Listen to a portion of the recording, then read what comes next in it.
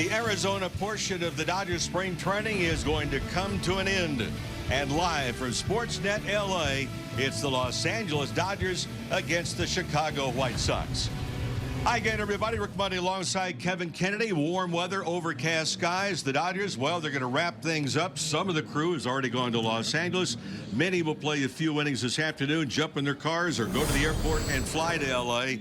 in Anaheim tomorrow. But your impression so far of the Dodgers in Arizona? Well, I think it's been a really good spring. There's so much depth down here, which is really important because Justin Turner got hurt. As we know, he's going to be out a few weeks, but they've got defense behind him with Logan Forsythe, who can play a lot of third base. Chase Utley, of course, is playing today.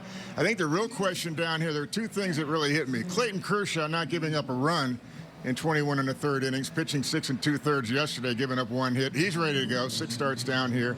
And then the outfield competition between Trace Thompson, Andrew Tolles, and Jock Peterson. That's still a question mark. And we're going to see all three of them in today's game. How long they're going to go, we don't know. What we do know, Alex Wood will be on the mound. Binoculars, don't need binoculars. It needs some nice, cool beverage. It's the Dodgers and the White Sox. Starting lineups coming up next.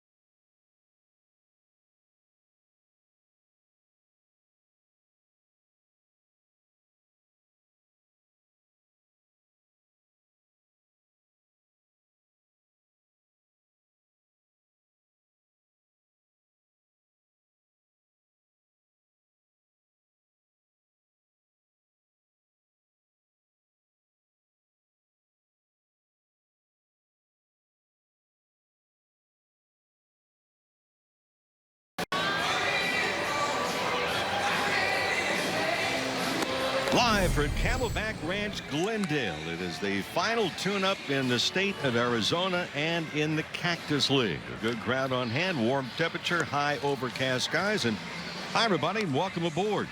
Rick Monday along with Kevin Kennedy, producer engineer Dwayne McDonald on this simulcast, both radio and on television. And for the left-hander, Alex Wood, everything came up roses last year.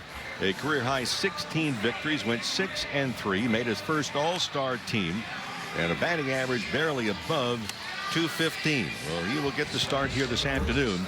The Dodgers, many of whom have already left to go to Los Angeles. Many of the other ones have either their cars parked or their baggage in hand, and they go to the airport and fly west immediately after the completion of this game. So welcome aboard. The Dodgers against the White Sox, and Leury Garcia, the first man up to face the left-hander Alex Wood. Wood, by the way, this is his 5th start. He's 2 wins and no losses. He's worked 12 1/3 innings, given up just 10 hits so far, and struck out 16, walked just 5. Thank you very much. And for the Dodgers, hoping for a rather quick getaway here this afternoon. So Garcia, Leury Garcia, then Avisail Garcia to follow. Yolmer Sanchez will be the third batter for Rick Renteria's Chicago White Sox.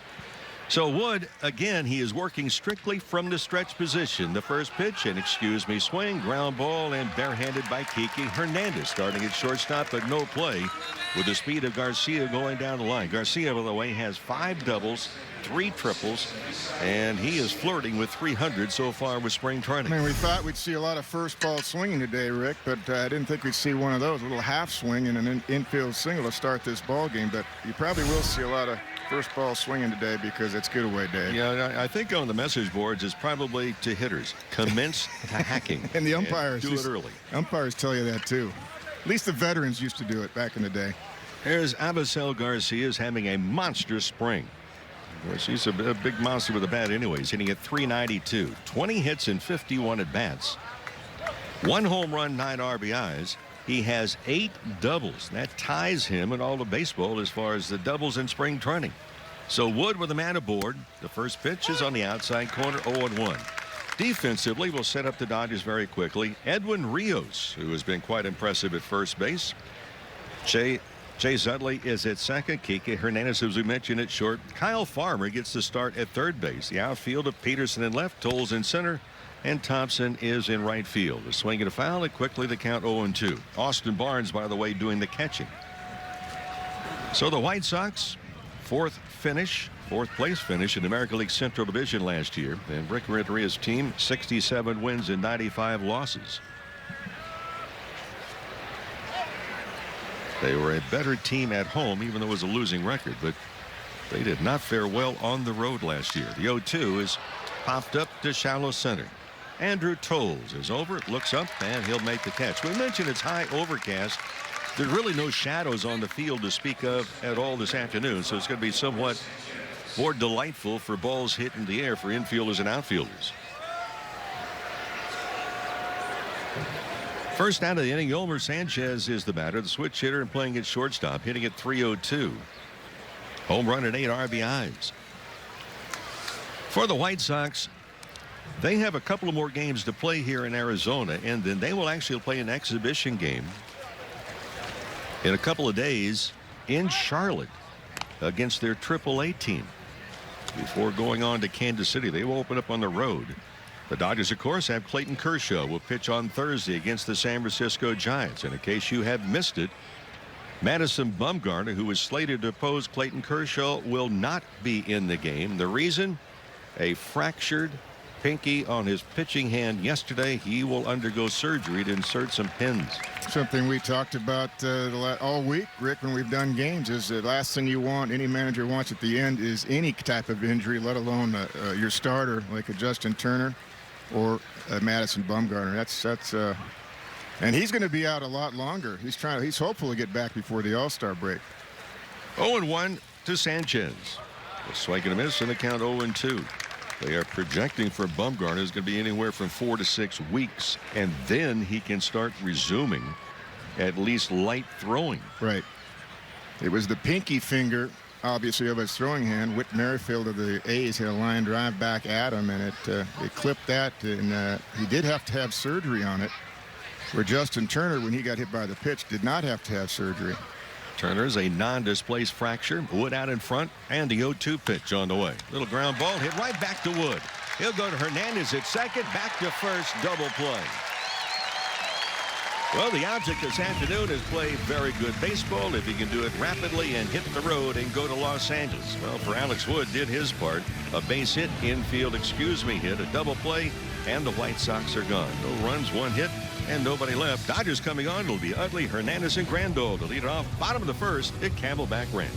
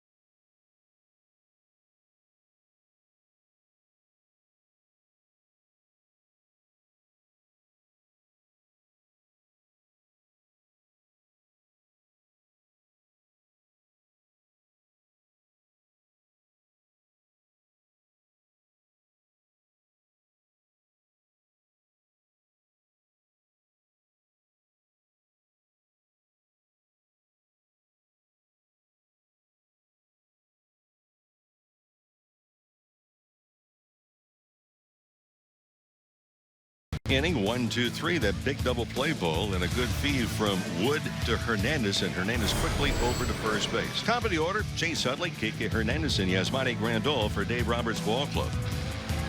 For Utley, stepping in, hitting at .244 this spring.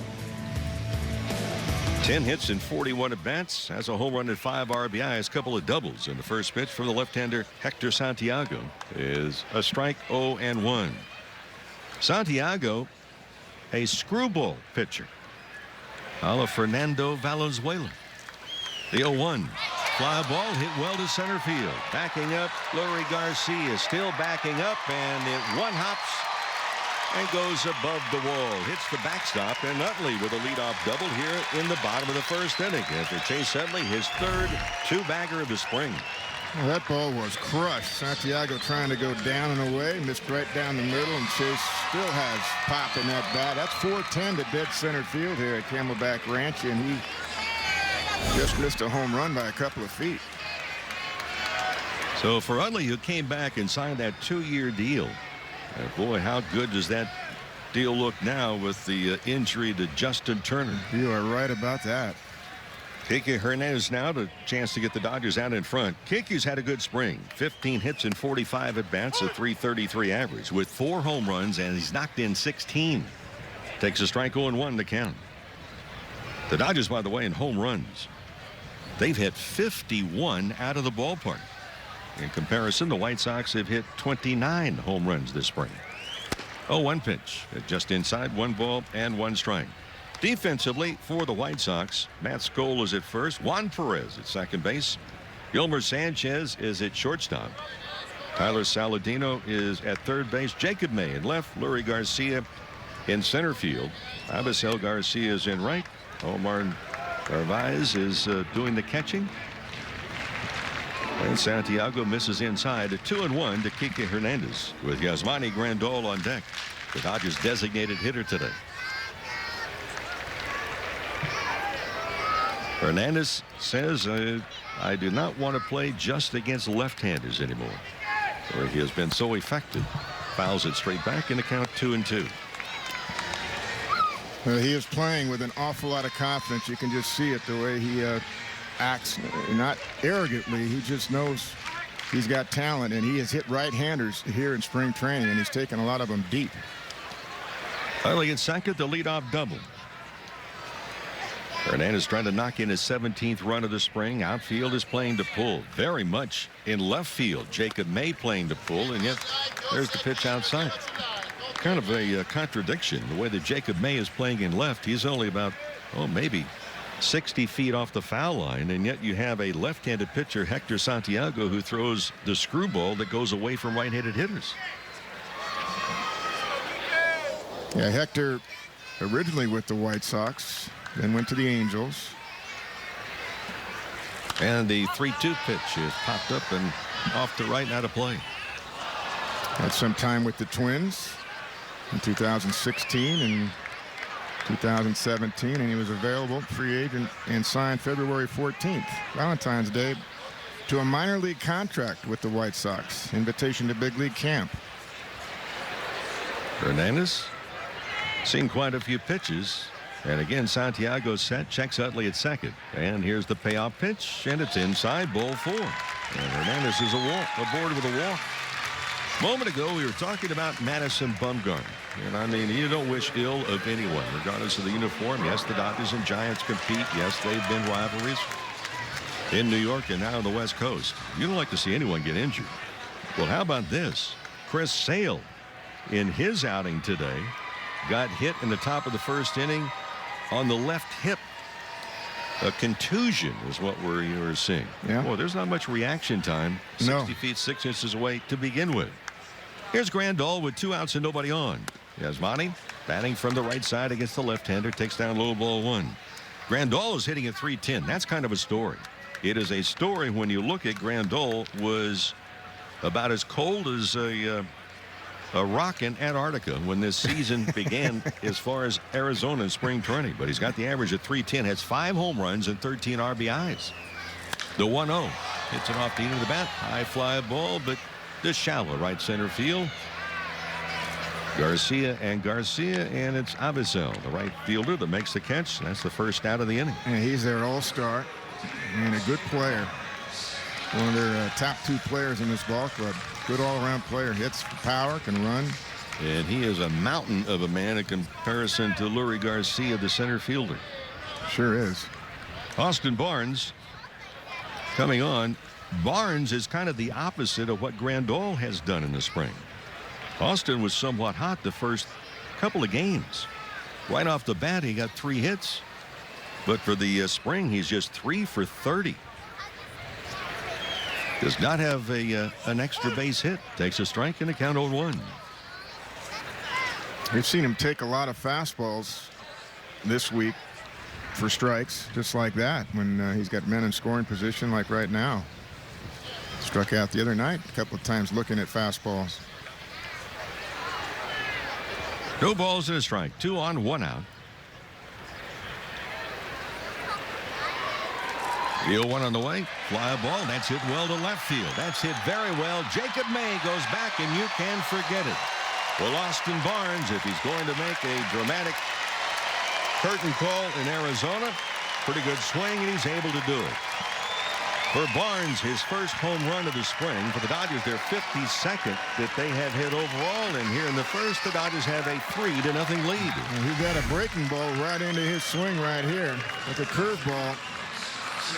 And into the Dodgers bullpen. He's hitting 4th, and that pays off for Dave Roberts.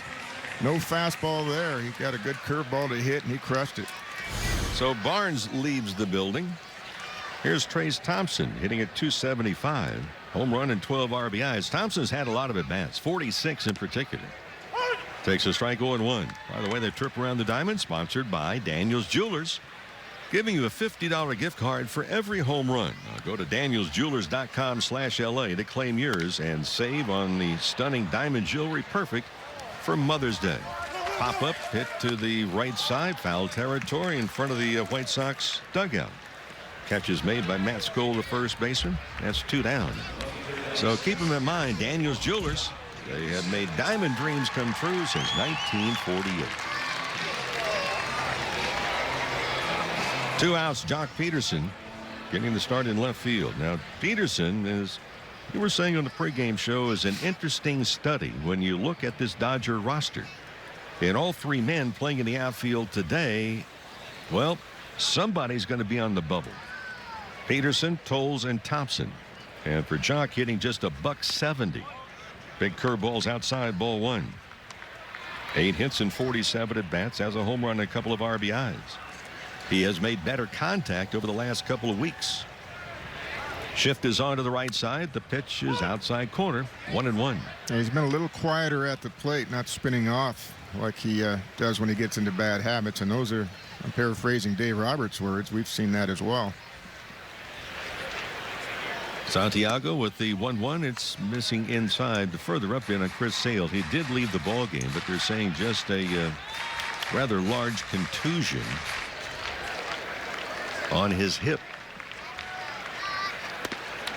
This is that point in spring training. As the strike is in there, 2-2, you just say to yourself, and you understand it, don't do anything stupid. No. Well, even Utley, you notice he probably could have got a triple, but why force it? And that double. Here's the 2-2 and a breaking ball outside to Peterson. The count full. Why force it and maybe pull a hamstring, something like that? So Chase took the double. 3 balls, 2 strikes, 2 outs. Shift is still on. The pitch is outside, and Jock Peterson draws the walk. That's his 5th walk in 47 official plate appearances today. That is this spring. That brings the whole infield of the White Sox in. But it only counts as 1 trip to the mound, even though you've got the whole infield. 5 guys plus the pitcher. No pitching coach, just the infield. That was interesting. So home plate umpire turns and points at the official score in the press box, and then points to the White Sox side. Okay, 1 of the 6 you're allowed during a 9-inning game this year at the big major league level. During extra inning games, you're allowed 1 per extra inning. Andrew Toll stepping in, and a line drive up the middle knocks down the second base umpire, and on his way to third is Peterson, and he will make it. What a vicious line drive hit right up the middle. We're working with 3 umpires. It is Ryan Addition is working the plate today. Adrian Johnson is over at first base, and the second base umpire, Quinn Wilcott, he had to grab some grass in a hurry to avoid getting hit by a line drive. That was a bullet by Tolles. He just jumped on the first fastball he saw. And the second base umpire, Quinn Wilcott, is playing on the infield grass with a runner at first base. That's where their umpires were positioned with a runner at first. Kyle Farmer stepping in, getting the start today at third base. A strike in there, 0-1. Not much reaction time for an umpire. Well, runners at first are in the spot at first and third. That second base umpire. And again, they're working with 3 umpires. We have 1 umpire that's positioned on the grass to the third base side. Infield grass we're talking about. 0-1 pitch. Sharply hit, 1 hop. Nice play at third by Saladino. Picks it up and throws. He robbed Farmer of an RBI single. Very nice play indeed. Well, the Dodgers get on the board. Leadoff double by Utley. Hernandez threw the walk, and then Austin Barnes. He's been struggling, but not today. A 3-run home run, and through 1 inning of play here, the final Arizona game for the Dodgers in spring training. Dodgers 3, White Sox nothing.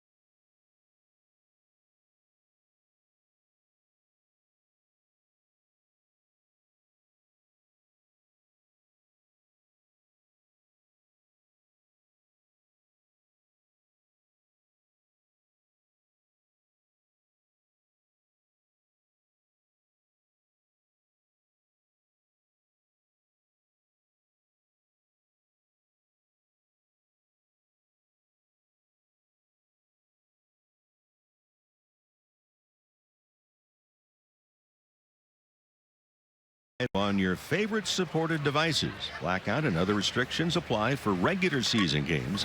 Visit MLB.tv for details.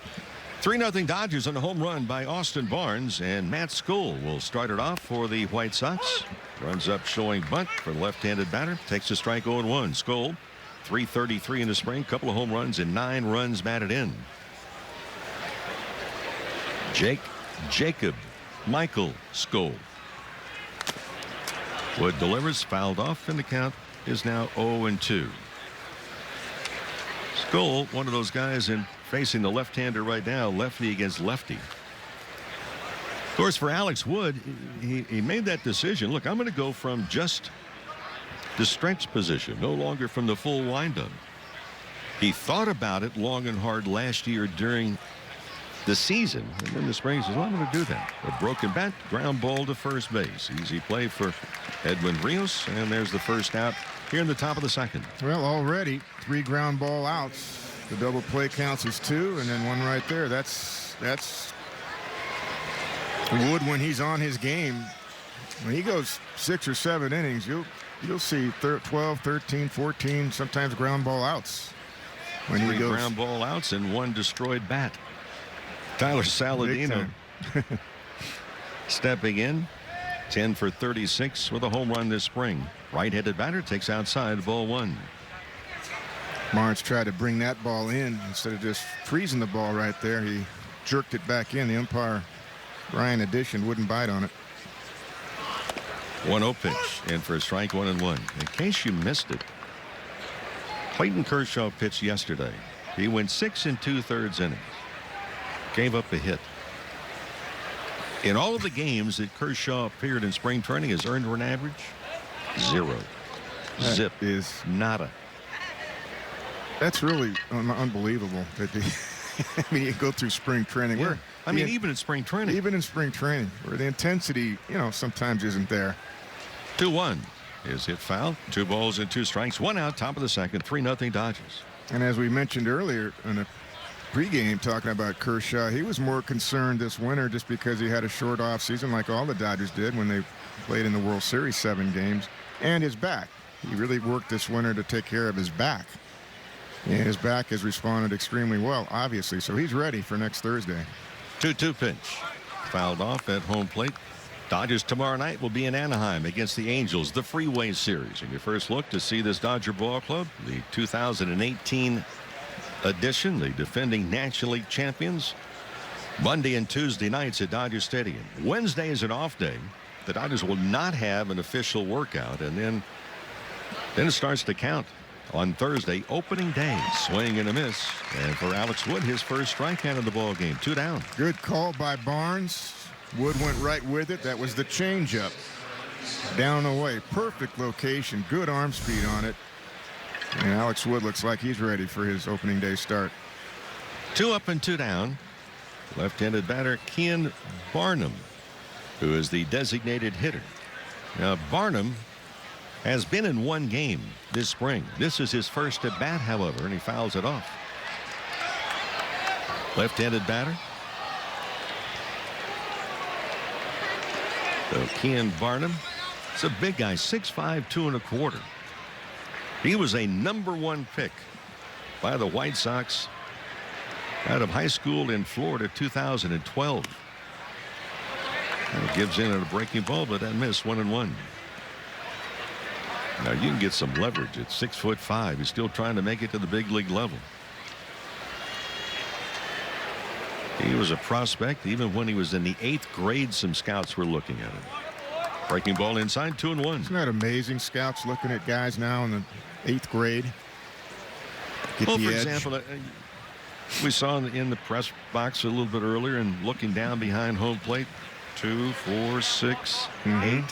There are 8 major league scouts that we can see behind home plate. Right.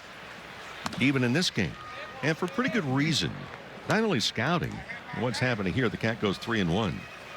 There are going to be some players available over the next few days on players that either go on waivers or released. There are going to be a lot of phone calls. Yes, there are. 3-1 pitch is fouled back and out of play. Count full. No, we just saw this morning Bartolo Colon got released. I wonder if the Giants will go Colon. They just lost Samardzija, probably for who knows how long. A month. Samardzija's going to undergo the MRI. Yeah. And now Bumgarner for maybe half a season. Surprised me when I read that. Payoff pitch on the way. Waved at and missed, and for Alex Wood, he allowed an excuse me single, infield single, the very first batter. Got out of the first, the double play, and he goes 1, 2, 3 with a couple of strikeouts here in the 2nd inning. Yep, opening day is not that far away. 3 up and 3 down. We go to the bottom of the 2nd. 3-0 Dodgers leading.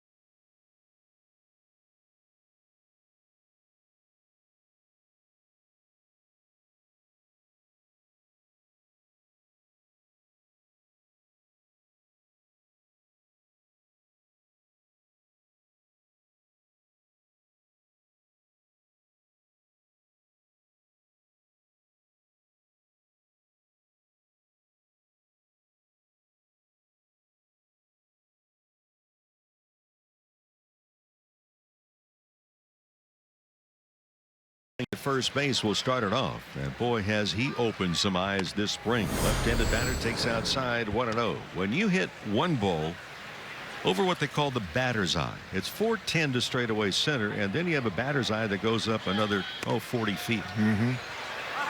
When you hit one ball over that batter's eye, you go, oh my goodness. How about when you hit two over the batter's eye? Yep. Yeah, he's got some kind of power. I mentioned that last week. Has 3 home runs, takes the inside on the corner, 2-1. I had never seen him before, but out of all the young guys in spring training, he's I mean, they're all impressive, but this guy, I mean, he's got such a presence at home plate. Santiago delivers, and it's a strike called outside corner. And I'm not talking about his stats. I just think he's got that look and that presence and that setup. Confident. He's a confident hitter up there. Very solid stance. Holds the batter on the left shoulder and all that hullabaloo, and he takes call strike 3. Yep. He may have been listening to us and maybe not paying attention to the pitch, but now he's 11 for 27 this spring. Well, you know what's interesting, Rick? Santiago had a 0.75 ERA coming into this game in spring training in 5 starts. I mean, he's in their rotation, and the Dodgers jumped on him early. Chase Utley got the Dodgers bandwagon underway with a leadoff double that one-hopped the center field wall. He scored 3 batters later on the home run, the 3-run blast by Austin Barnes, and that accounts for the scores. 3-0 Dodgers. Ball outside, ball 1. Kike Hernandez on deck. Dodgers 14-12, their record with 3 ties. What does that mean? They're just numbers. Oh, if you have good springs, oh, look at our ball club, we're doing it. It's not an indication of how the season may go, and especially the Dodgers had the luxury of, yes, they're defending National League champions, but they had a lot of young players they want to look at, and they all got a chance to play and show their wares this spring. And they did. And did it very well. Yep. Utley fouls it off, the count 2-1. I like the youngster Gavin Lux. I've only seen him a couple of times. He looks good. Good infielder, second base, shortstop. 2-1 pitch. Ground ball. That's hit up the middle. And to his left, the shortstop, Sanchez. Up with the throws, and it's just barely in time. One thing about Chase Utley, but the birth certificate suggests and verifies that he's 39 years of age. Yet he runs everything out like it's his final at-bat in his life. That was just a half a step that he was thrown out by. Sanchez took his time, pounded the glove after he fielded it, looked up, and Chase Utley almost beat that out. Routine ground ball. Kike Hernandez starting at shortstop today. Walked and then scored. Left-hander Santiago, breaking ball that drops in there nicely. 0-1. We haven't seen Santiago work on his changeup / screwball that he throws yet. Delivers, and it's fouled off quickly. 0-2. And it could be like Wood has been doing, and like we talked about Ryu in his last start, working on the curveball, which Ryu did. That could be what Santiago's trying to get down in what looks like his last start of spring training. The 0-2 is very high. 1 ball and 2 strikes. Yasmani Grandal on deck. Dodgers, of course, coming off that just amazing season. 104 victories, just 58 losses. The 1-2 is fouled off. Of course, the most crushing loss was Game 7 of the World Series. Tough They to got get down behind early and never really had a chance. Well, they actually had a chance. Remember the Dodgers in Game 7 had a chance to close it back. It was an extremely disappointing start for Yu Darvish, who's now moved on. He's with the Chicago Cubs. Remember the Dodgers left the bases loaded in the bottom of the first inning. Sure did. Yeah. And that was painful. That was a key spot right there. There's momentum switches 2 to 3 in every ball game, and that was a big one right there the wrong way. 2-2 to Kike Hernandez. Ground ball up the middle, backhanded on the third base side by Juan Perez, the second baseman. He has no chance to get the speedy Kike Hernandez, who's been aboard twice now. He has walked and now singled. Yeah, no shift on up the middle with Kike Hernandez. Second baseman was shaded up the middle, but he was on the about 10 feet to the right of second base from the hitter's vantage point. Yasmani Grandal flied out to right field. Of course, the Dodgers also in that Game 7, going out by Dwayne McDonald, our producer engineer on the radio side. This a simulcast again.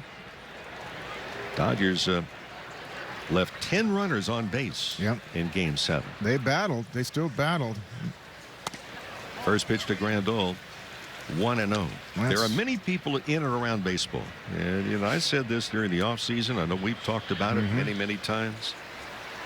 I really thought that last year, the playoffs, and I'm talking both the American and the National League, the playoffs, including, obviously, the World Series. What a stage for this great game of baseball. Oh, it was exciting.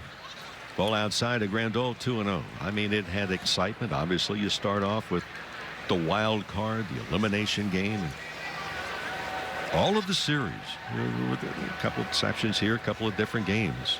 But the playoffs and obviously the World Series goes to Game 7. It was quite a season.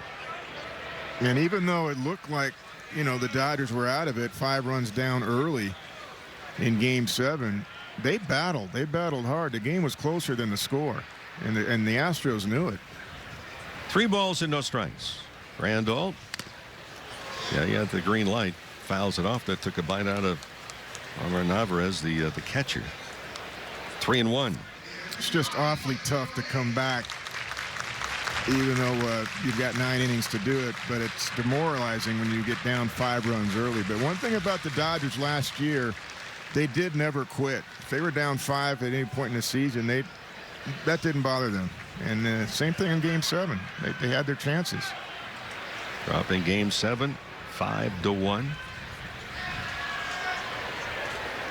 But what a season. Throw over to first. Hernandez is very easily back. Just looking at that lineup. And Game 7, Dodgers again left 3 men on in the first. They left 1 on the second. Left 2 on in the third. They left 2 more on in the 5th and 2 on in the 6th inning. Yeah, unbelievable. I mean, McCullers didn't have great command. McCullers lasted just 2 1/3 in that game. Grandal, the 3-1 pitch. He hits a high, towering fly ball down the left field line. Is it fair? Is it foul? And it is ruled a foul ball. Really? Wow. Grandal can't believe it.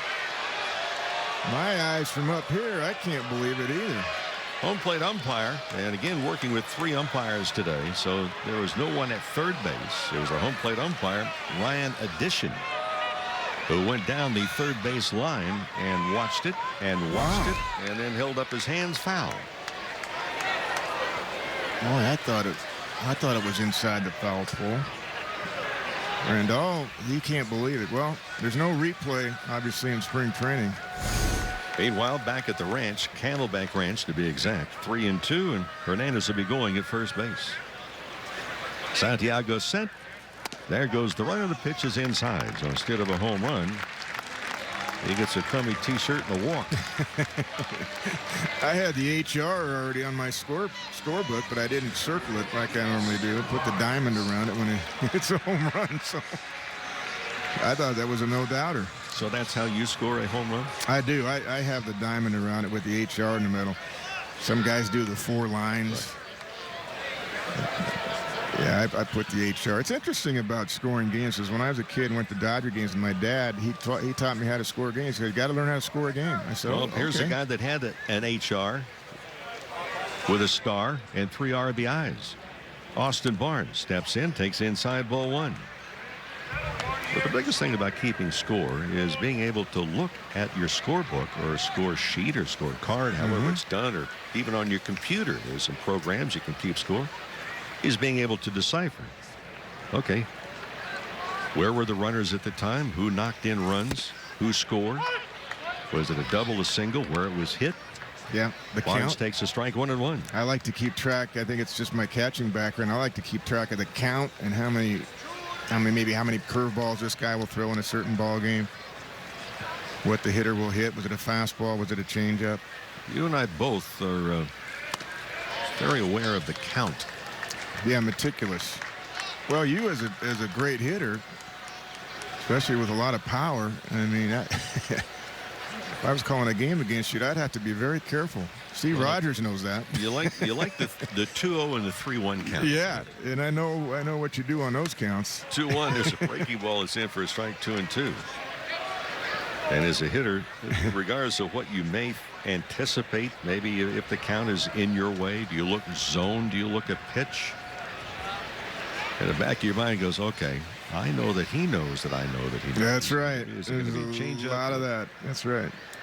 2-2 to Barnes. Runners lead off, and the pitch is way outside, and the runners will be going on a 3-2 count. So a lot of pitches have been thrown by Hector Santiago today. One year doing a game, James Shields beat the Yankees on a 2-hitter, throwing 17 curveballs one game. The next time was 5 days later in Yankee Stadium. He got knocked out in the second inning, did not throw one curveball. I said to him, why didn't you throw any curveballs? He goes, well, I think they might have been looking for it because I got him out last time on it.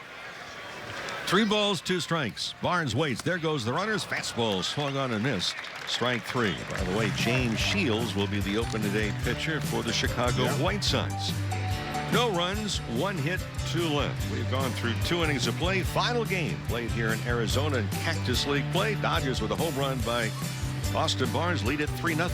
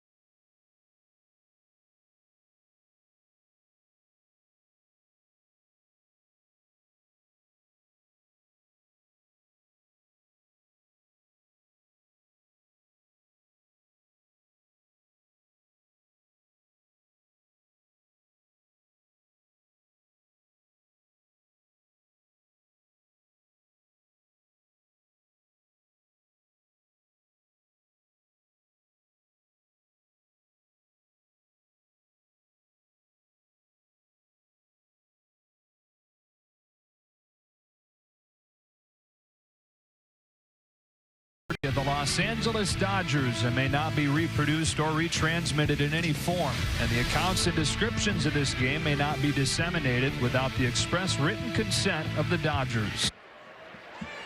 3-0 Dodgers as we go to the 3rd inning. Well, it appears that the hitters, for the most part, have gotten the memo. Commence to hacking if the pitch is somewhat close. This is getaway day for the Dodgers. White Sox still have a few more games. They have 1 more game here in Arizona, 1 or 2. Just don't rush if you guys are driving back home. Get home safely. Omar Narvaez. You and I will have a convoy going. Yes, we will. West right after this ball game. Looking forward to it. Had a good week. It's been fun this week, Rick, working with you down here. We'll do a few games this regular season as well. Quite a few. Here's Alex Wood. He's had a good start today. The 0-2 is fouled off and out of play. Top of the 3rd is brought to you by Cedars-Sinai Kerlan-Jobe Institute, team doctors of the LA Dodgers. I love coming to spring training and seeing guys live just for the reasons we've talked about. You can see the demeanor, the mound presence, things you can't see sometimes on TV. The 0-2 solely hit ground ball. Shortstop Hernandez. Torrijos over at first. There is 1 down. The other thing about the offseason, you get bored about, okay, when does it start? And for those that have been around this game for a lot of years, whether they're players or broadcasters, even as a fan, you say, well, you know, only another week I'll be packing up and going. And that's right. Routine. Let me ask you a question. Something you and I talked about in between innings a little while ago. Juan Perez is the hitter. Left-handed hitting second baseman. Alex Wood delivers, and it's outside. You made a comment to me during the half-inning break that what Alex Wood has also done is that he is no longer on a tilt as he was as much before. Much more directional with his head and his upper body. He used to lean a lot in the windup, and what I mean by lean, he almost like watching TV sideways. That's what I used to. And by the time the front leg went forward, Falls outside, 2-1. sometimes the eyes would not be directly on home plate. He'd still be a little bit tilted. Sometimes he was late. And the vision on home plate, to me, that would be a tough way to pitch. I mean, it worked for deception on hitters, but his command wasn't as good. 2-1 pitch. Ground ball, foul down the first baseline, 2-2. And now we're doing a simulcast. I don't know if people on radio can't see it, but check him out for fans that come out opening day. For his opening start, I mean game 2, and really We were watch his talking head. about that, and I said it's like driving behind a car, and you look at the driver in front of you, and he's leaning on the armrest. Yeah. And driving along. He's leaning or tilted to one way. Exactly. 2-2 pitch is just outside. 3 balls and 2 strikes. And that gets you out of alignment and makes it a lot tougher to correct that as you're in your delivery, which is what he used to do. In the delivery, he would correct that. He'd start out that way when he stepped back, but then he would correct it. But there was some inconsistency. Now he's very, very consistent. Perez with a payout pitch coming in from Wood. It's fouled off. We'll do it again.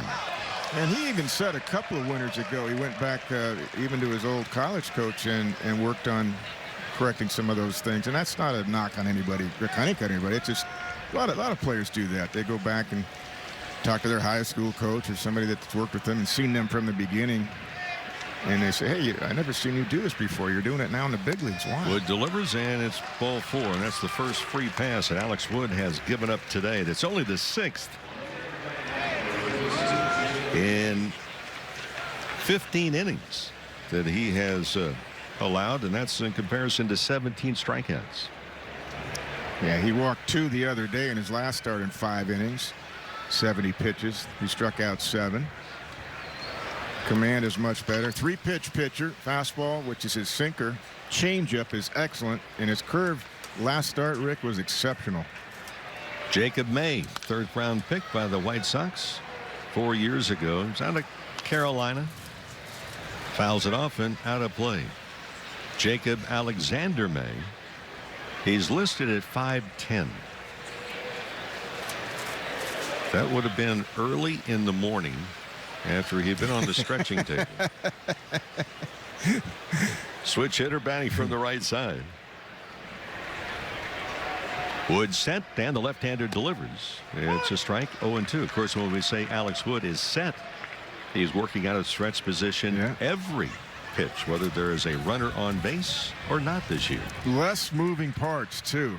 I mean, when you have a big windup, you got to have everything in sync together. This makes you more compact, quicker to the plate, and less moving parts. 0-2 pitch is down low.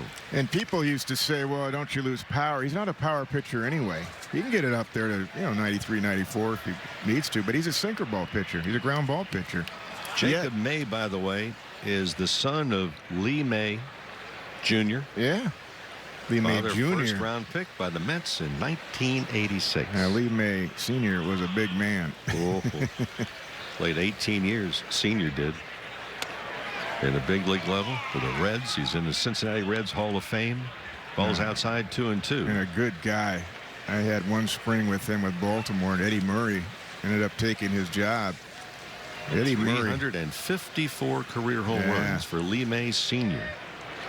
There was also an uncle. Yes, that's right.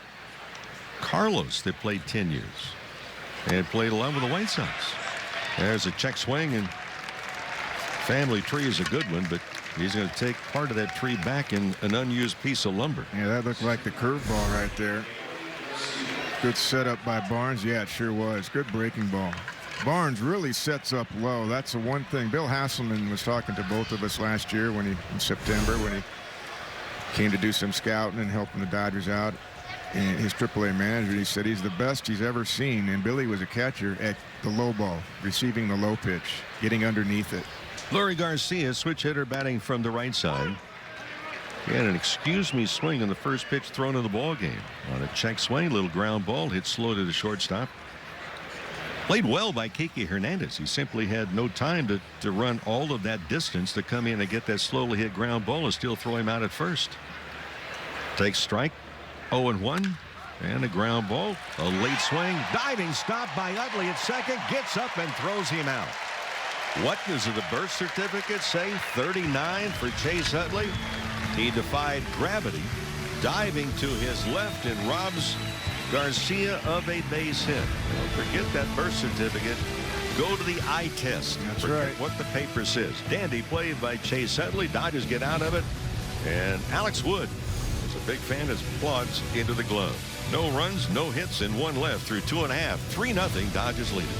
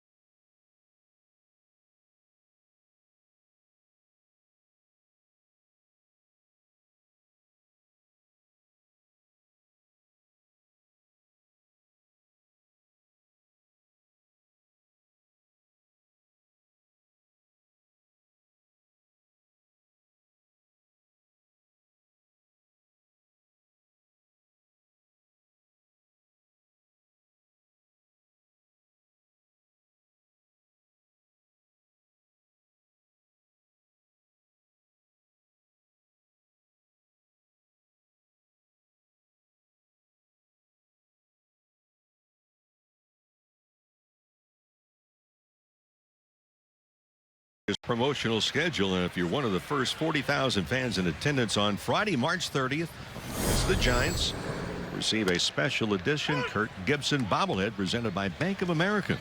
For more information, visit Dodgers.com/promotions. Trace Thompson leading it off. Jock Peterson and then Andrew Tolles against left-hander Hector Santiago. He's given up 3 runs on 4 hits. The big hit. First inning, 3-run home run by Austin Barnes. Strike 2 to Thompson. Again, he is out of options. The Dodgers either have to hold on to him or put him on waivers or possibly a trade. It's one of the things we talked about, Kevin, with all the scouts that are here. 8 by our count earlier in the ball game. So there are going to be some players available around baseball over the next few days. High pop up in the infield. Shortstop Sanchez near the second base bag makes the catch, and that's the first out here in the third. Well, you start looking at teams that are having injuries that maybe don't have the depth like the Dodgers. Dodgers have depth, so if Justin Turner goes down maybe for a month or so, you got depth. Forsythe can go right over there and play third. Kike could play anywhere in the infield for the most part. So, and the Dodgers have a lot of very deep lineup, but some clubs don't. Some clubs could use an outfielder like Trace Thompson.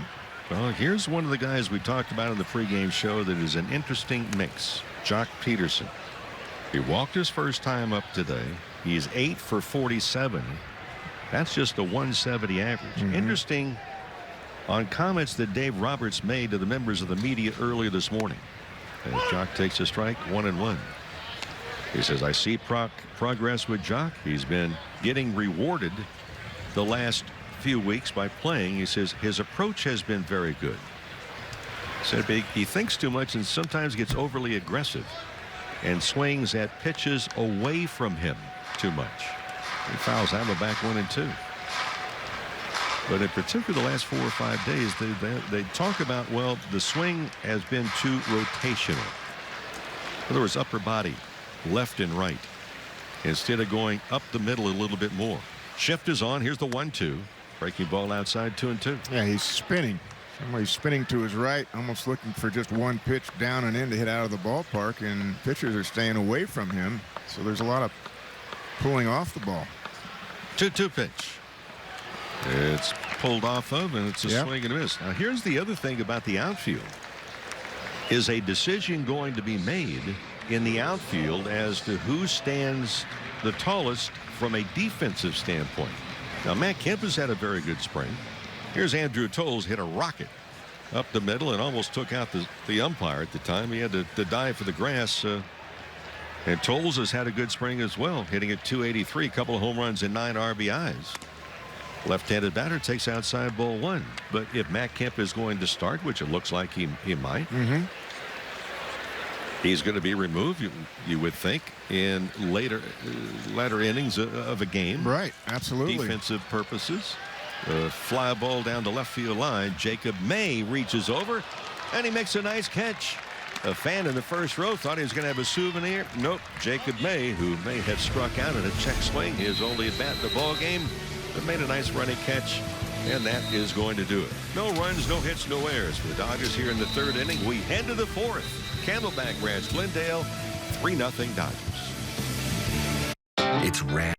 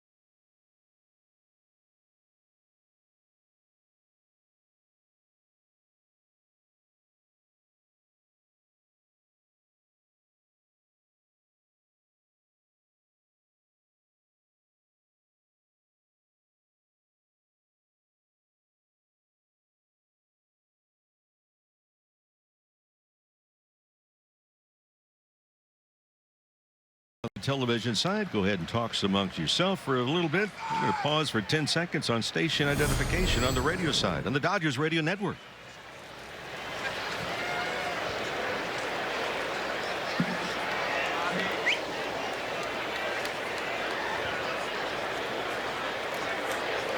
Good crowd on hand, 80 degrees, high overcast, little breeze under 10 miles an hour to keep things all hunky-dory.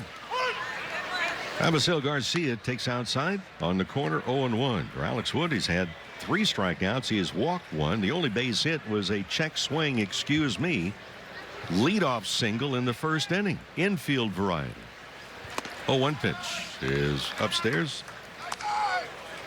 Garcia is in a very athletic position and is set up very quiet with the feet at home plate, and before he goes toward the ball, he goes down. He feels the ground with the balls of his feet. That's his load, and that's where he gets the power from. And the ground trembles when he does that. Here's the 1-1. It's hit foul down the 3rd base line. All he's done in spring training is hit .392. Yeah, that's all. He is put together. Well, he's a big man on the block when you look at the Chicago White Sox. And he can hit the ball, and you start to look at Garcia. .330 batting average last year, career best, second highest in the American League a season ago. Powerfully built, takes outside. The pitch from Alex Wood. 2-2. This athletic position really, Rick, is what the Dodgers are trying to do with Jock Peterson. Stay in a nice athletic position, don't pull off, stride toward the ball, but don't open those hips too soon. and fire him toward first base. Well, Garcia hampered by a few injuries last year, and he's just a spectator on a good breaking ball by Alex Wood. That's his fourth strikeout. Good curveball again. Good depth on that pitch. Nice job by Barnes just to freeze it and give the home plate umpire Ryan Addition a good look. That's all you got to do. Give it a beat. Don't pull it. Don't put it in your bare hand right away and get the ball back to the pitcher. Just give the umpire a beat so he can get a good look at it. Switch hitter Yolmer Sanchez from the right side hit into a 1-6-3 double play to end the first inning. Hitting over 300 again this spring. Last year hit 267 during the regular season. But he comes to home plate to swing the bat. He only had 35 walks all of last year. Struck out 111 times. That's not a good ratio. Ouch. Strike in there 1-1, but 12 home runs, 59 runs batted in. The switch hitting shortstop. Barnes sets in the inside corner. The pitch is in, but it's down low. 2 balls and a strike. Yeah, you like that walk to strikeout ratio as a hitter to be 1-to-1. If it's 2-to-1 or 3-to-1, 3-to-1 especially the wrong way, that means you're chasing a lot of pitches and getting yourself out a lot of times. Sanchez fouls it off, and the count 2-2. Yolmer Sanchez was at second base for 4 months last year, and then he moved to third base following the Frazier trade. Very good glove, and had some power in the second half of the season. Hits it foul down the right field line, back into the crowd. 2-2. Well, the White Sox are still a couple of years away. Rick Renteria, who was a coach a long time in the big leagues and different organizations, including the Padres, good with young players. He's a good teacher. Ground ball. Wood knocks it down, turned his backside of the ball, picks it up and throws, and just barely. Well, Yolmer Sanchez, who went sprinting down the first base line. So for Alex Wood, I don't know if he has a bruise to show for it, but a good play. Goes 1-3 in the putout. Yeah, you don't want to see pitchers getting hurt again for the Dodgers right there. You got out of the way and just clipped it, either his backside or the glove, and it just rolled off the mound. He was able to get an out of it. Well, the White Sox last year, 4th in the American League Central Division, 67-95 their record. Left-handed hitter Matt Skoll, who grounded out to first. His initial bat fouls it off left side, out of play.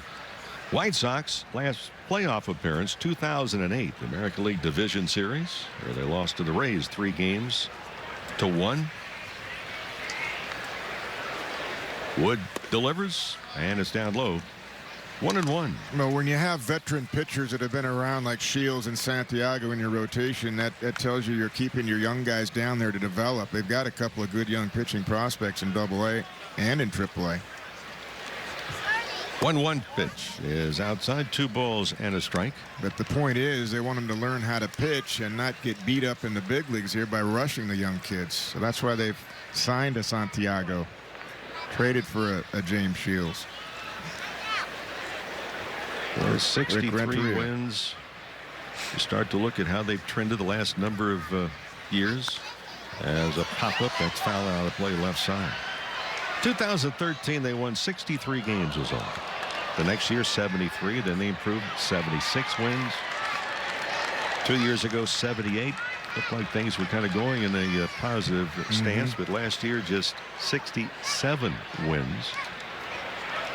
And they were 39-42 at home, but on the road 28-53. Right. 2-2 pitch on the way. Check swing, but a strike.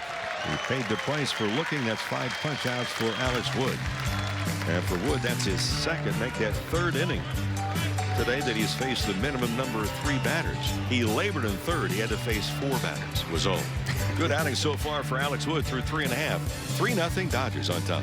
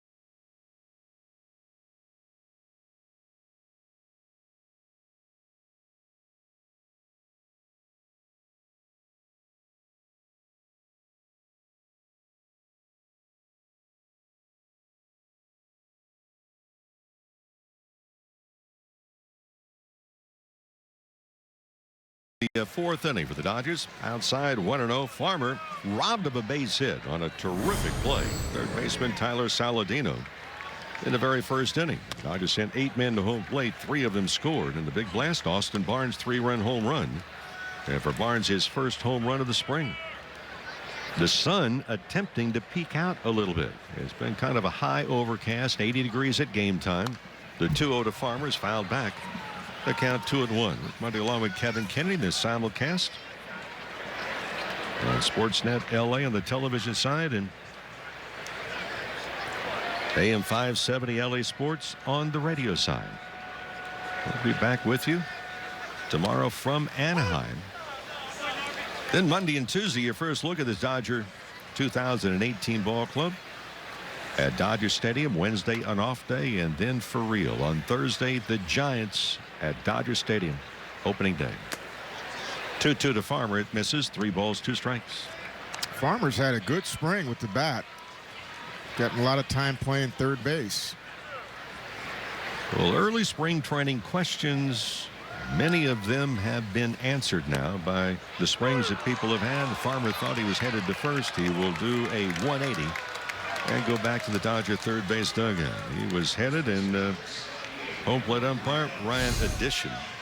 And you wonder how many umpires are also working this game with their cars packed and headed somewhere after its completion. They're ready. I think one of them already left. That's why he's not here. It's a 3-man They're crew. only working with 3. That's right. 1 out. Here's Rios, a strikeout victim, looking his first time up. Swing and a miss 0-1. And Rios pulled off of that one, trying to go deep. We've seen him go the other way. He's got good power to left center as well.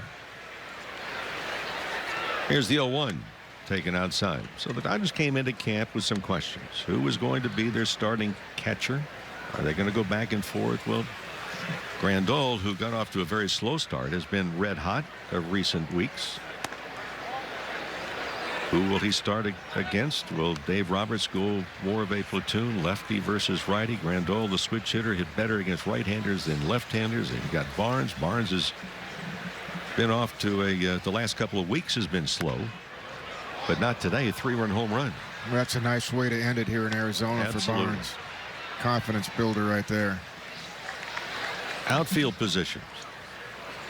Was Matt Kemp going to be with the ball club during the entire spring?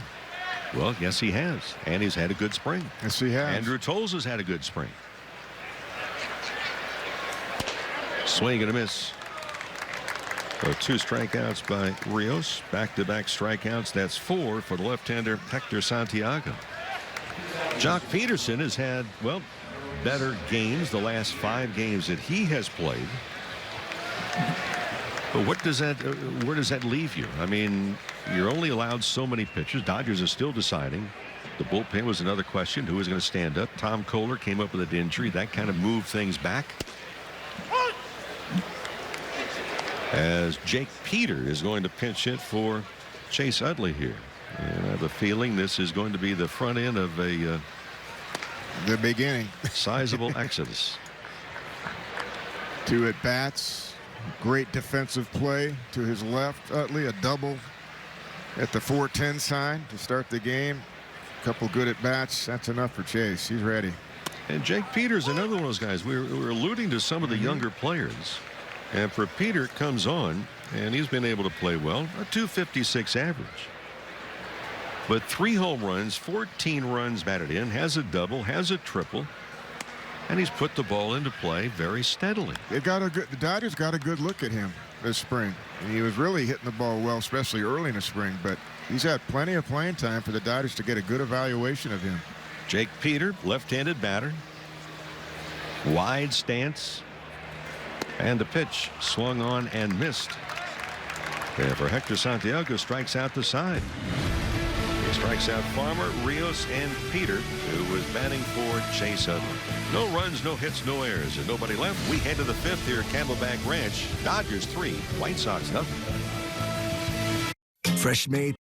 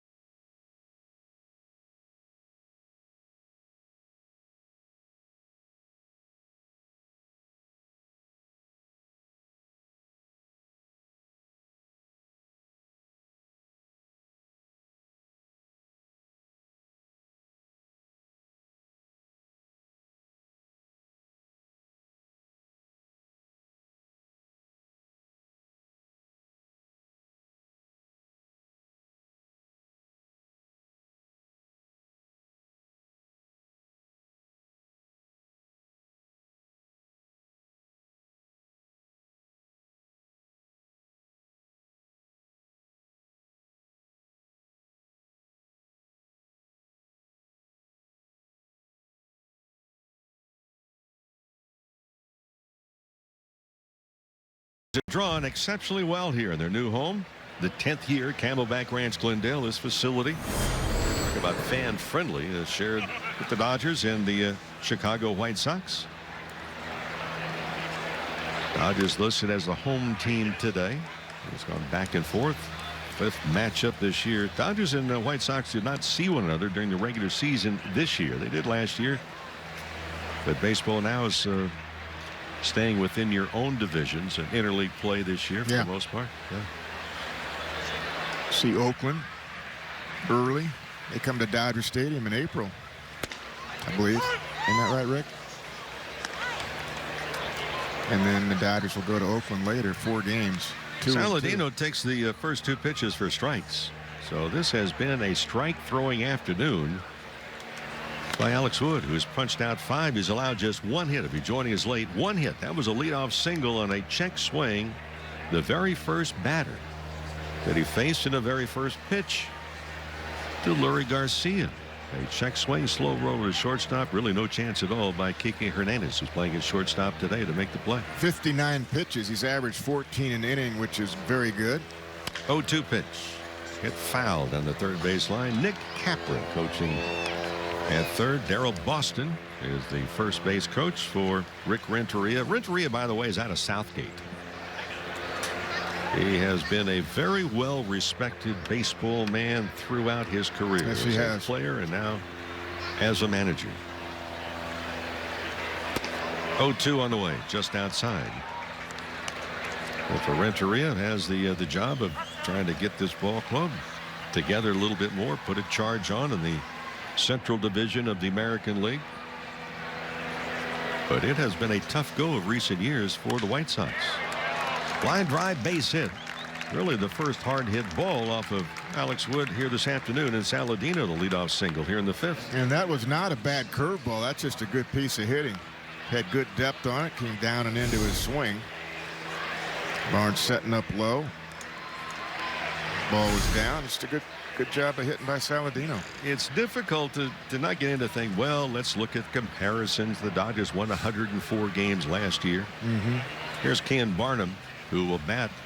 Left-handed hitter, struck out his first time swinging. Saladino over at first, being held by Edwin Rios. One change, Jake Peter, who hit for Utley, stays in the game at second base. And a throw, 1 hops, and it gets past Rio. Goes down the right field line, and advancing to second is Saladino in the throwing error by Alex Wood. That was a quick step-off move, where the left-handed pitcher Alex Wood will step off with the drive leg and try to fool the base runner, and by doing that you're throwing with just your arm, and he short hops his first baseman Rios. Austin Barnes goes to the mound, and now comes back behind home plate. So the White Sox, the last season that they won 90 games, 2006, they missed the playoffs. They went 90 wins exactly, 72 losses that year. Did not get to postseason play. 12 years.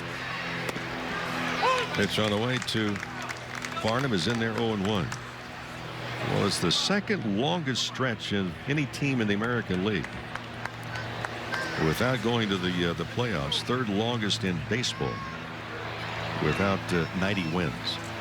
High fly ball, that's hit very well. It's to right center field, and this is a souvenir. Ian Barnum may have struck out looking his first at bat this afternoon, but he got a hold of one. And at the leadoff single by Tyler Saladino, Barnum gets the White Sox on the board. It's a 1-run game, 3-2. And for Barnum, that's only his second at bat in spring training in the A games, and he hits a home run. Well, that was a hanging curve. That was not a good curve, Rick. And what do you do with hanging curveballs? What do hitters do? You jump right out of your shoes. That's right. And he did. So that was long distance. Elias, first ball thrown to him. Fly ball, right field. It's off the wall at 380. Thompson gets it back in, and the runner has to hold with one of the longest singles you'll ever see, just to the left of the 380 mark in right field. Good arm by Trace Thompson. Narvaez is a catcher, a slow running catcher, but he thought he had a home run, so he wasn't exactly hustling to get to second base.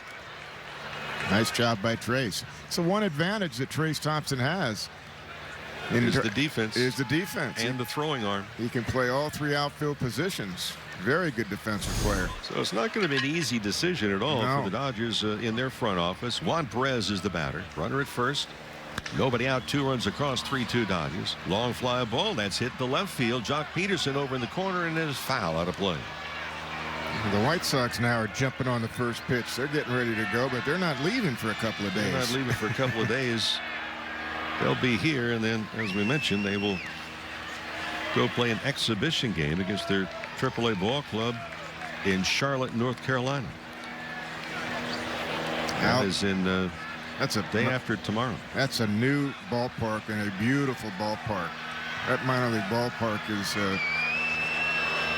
0-1 pitch. Ground ball hit the first. That is foul.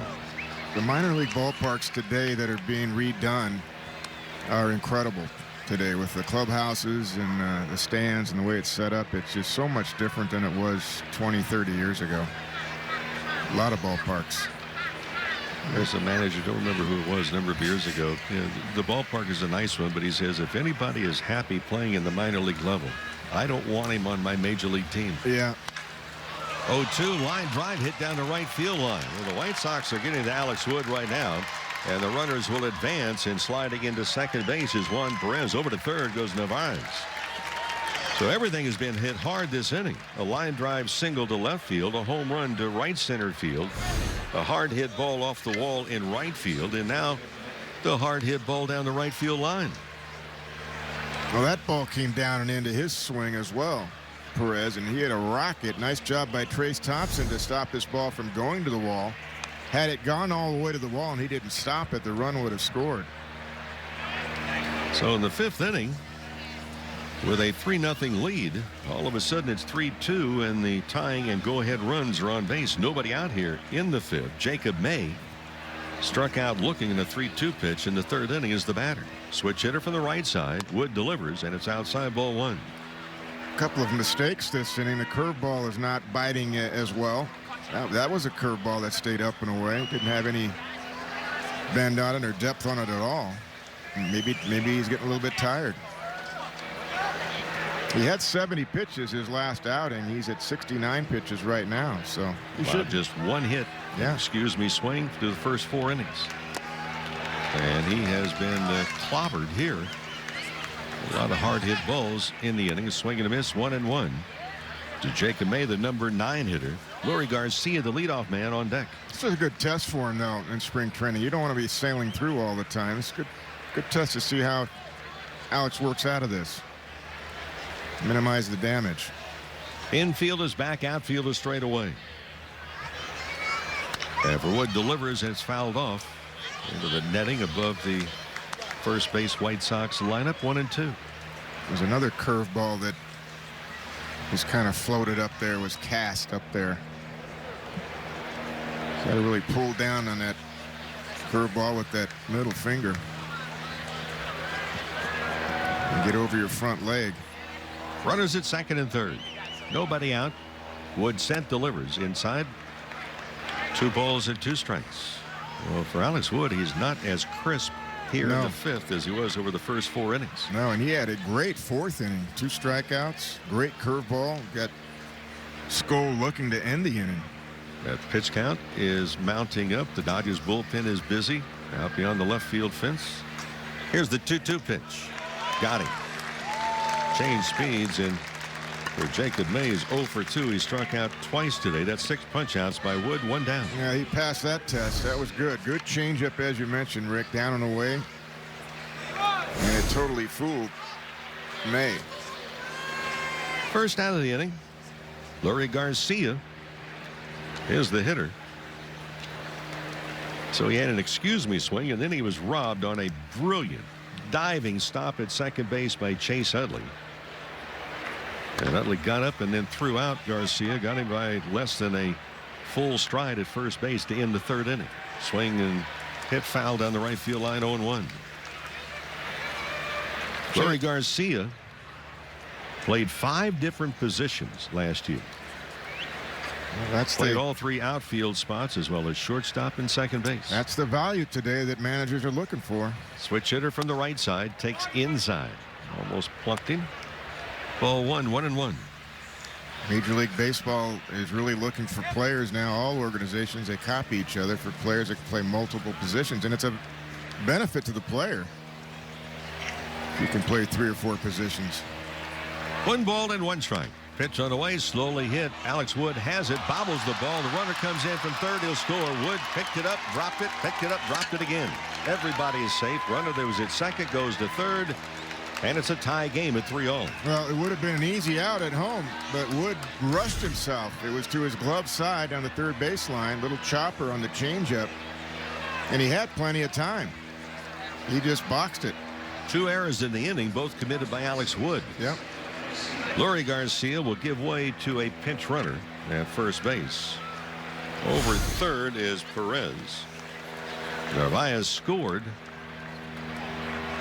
And what would have been really an easy out, if nothing else, on a rundown. There's still just 1 out. Runners at the corners at first and third. And the White Sox trying to take the lead. And here's the big monster in the lineup, Avisail Garcia. Right-handed batter. Wood in some trouble here, trying to get out. Misses outside, ball 1. I think Alex forgot who the runner was at third base. It was Narvaez, who hit a ball off the wall and right and had a single out of it. Slow running catcher. He had plenty of time to get that out at home. Well, Garcia was acquired in that Jake Peavy trade a while back. There's a good changeup way out in front. Swing and a miss, 0-1. But for Avisail Garcia, a career best 330. Second highest batting average in the American League. Boy, that's given up a pretty good prospect right there for Jake Peavy. Outfield the opposite way. Big gap actually in left center field. Wood set. Good lead over at first by Garcia. The pinch runner for Garcia. Fly ball to right center field. That's going to get the run in from third. Tolles has it. Runner is tagging, and Tolles makes the wide throw to second base. And the White Sox get their 4th run of the inning. They take the lead 4-3. If Tolles goes anywhere else with a throw, that runner at first base is going to tag and go to second. Sacrifice fly by Garcia, his 10th RBI of the spring. Dave Roberts, looks like that might be it. 79 pitches for Alex Wood. Well, Roberts went jogging out to the mound. This might be a situation he just wants to find out if Wood is beginning to labor. Yeah, well, you can tell by he's not finishing off his pitches. So Dave is probably saying, hey, 1 more. How you feeling? You okay? The last thing you want is to strain something and force it right now and come out of this game with cramps or a leg issue or something like that. Well, Wood convinced him, nope, I want to get out of it myself. That's why Dave went out there and not the pitching coach. He wanted to hear it himself. Gilmer Sanchez is the batter. He's 0 for 2. Hit into double play, and then he was out on a terrific bouncer hit right back to the mound. Hardly hit in the 4th inning. And it was fielded by Alex Wood. He knocked it down, picked it up, and threw him out. Strike in there, 0-1. Rick, usually what you do after 70 pitches, you go up 30% each time. And I'm sure he wanted to get 90 in today, and he's got 81 right now.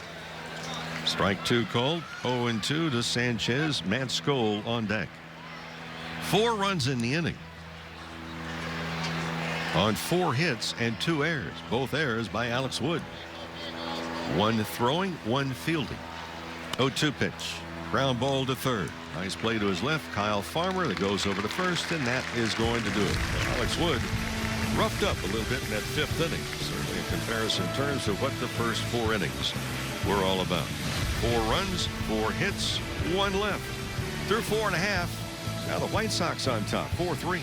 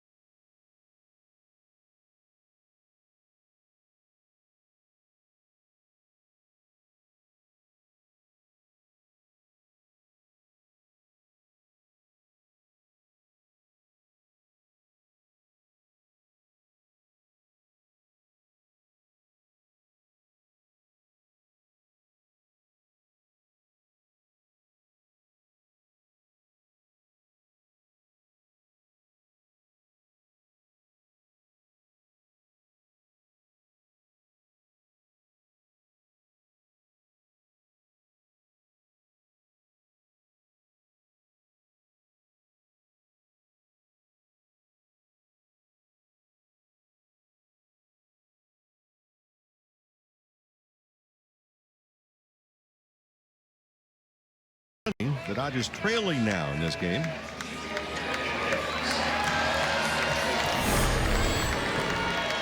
Some changes for the White Sox, and the biggest change, Nate Jones now takes over on the mound, the big right-hander.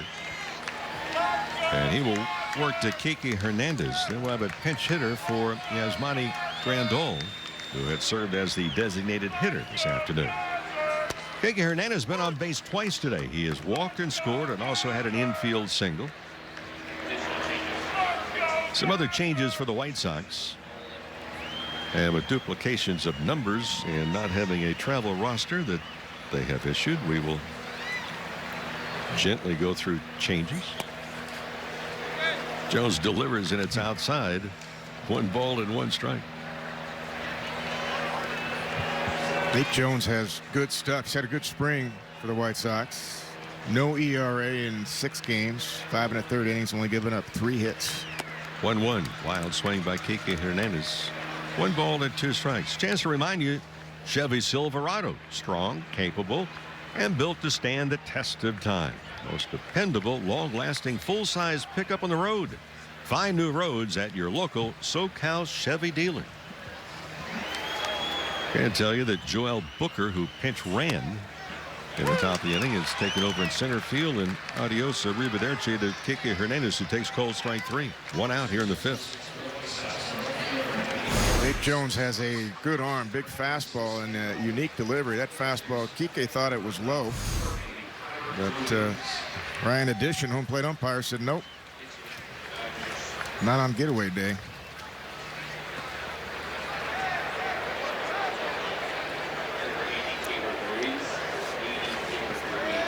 So Ruiz is going to come on and pinch hit.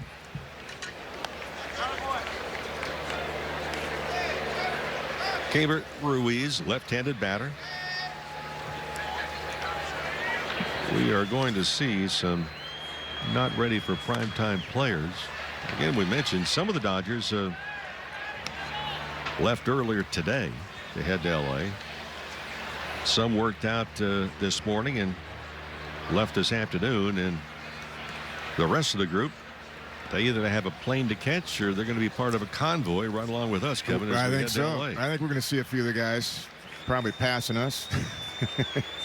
1-1 pitch is hit foul down the right field line. Grandal, he took, after that last at bat, he got his bag, his catching gear, and he was sprinting to the clubhouse in between innings. And he may be approaching Interstate 10 right now. I think so. He might already be at Buckeye. If he is, he's pulled over. Yeah.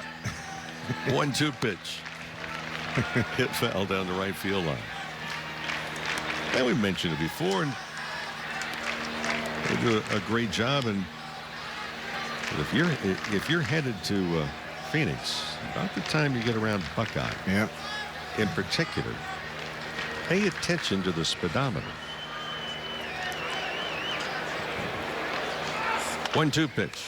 Ground ball. Behind the back, knocks it down. And Jones picks it up and throws out Ruiz. 2 down. This game is like 2 different games if you look at the 5th inning. I mean, it was all Dodgers and all Outswood the first 4 innings. Yeah. Then 4 runs on 4 hits. And this the top of the 5th. Here's Austin Barnes, who got the Dodgers on the board. All 3 runs coming on the home run. His first of the spring.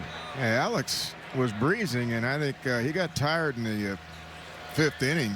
His curveball was just spinning. Jones delivers outside, ball 1. And not spinning down. It was just kind of floating up there. And so he went to the changeup, and that's how he got the last couple of outs. Dodgers with 5 consecutive postseason appearances.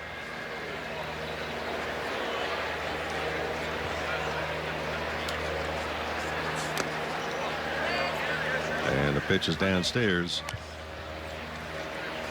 2 balls and no strikes.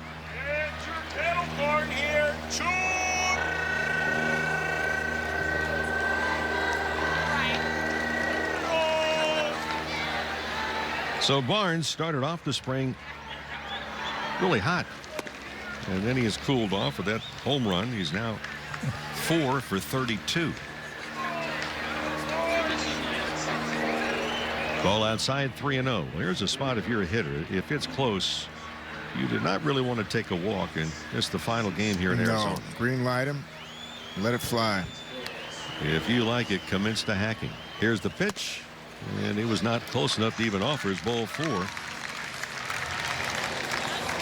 So Jones takes over on the mound for Hector Santiago, who went 4 innings. Struck out 5, Santiago did. Alex Wood in his 5 innings has struck out 6. By the way, the Dodgers not only 5 consecutive postseason appearances, they have 5 consecutive 90 wins or more. Trace Thompson taking a strike all the way 0-1. Thompson today 0 for 2. He's fouled out to first and popped out to shortstop.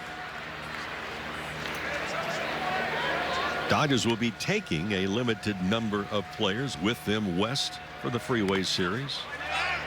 Ball outside, it's in the dirt, and taking off very alertly Austin Barnes, who makes a headfirst dive into second base. The aggressive base running has again been really a topic of conversation, and we have seen it day after day, game in and game out in spring training. And Barnes had a tremendous secondary lead. He really did, and that really helped. And he knows as a catcher, as soon as you see that ball in the dirt take off, how hard it is as a catcher to actually pick that ball, which the catcher did in that situation, but he threw wide to the shortstop side of second base. But it's tough to pick balls in the dirt. 1-1 to Thompson. It's hit high in the air to straightaway center field. Joel Booker just in the ball game after he pinch ran for one of the White Sox batters is under it, and he makes the catch, and that is going to do it. A 2-out walk to Barnes. He advanced on a wild pitch, and a runner left in scoring position. Browns crew comes out. They will manicure the infield, and we head to the top of the 6th inning. 4-3, White Sox lead.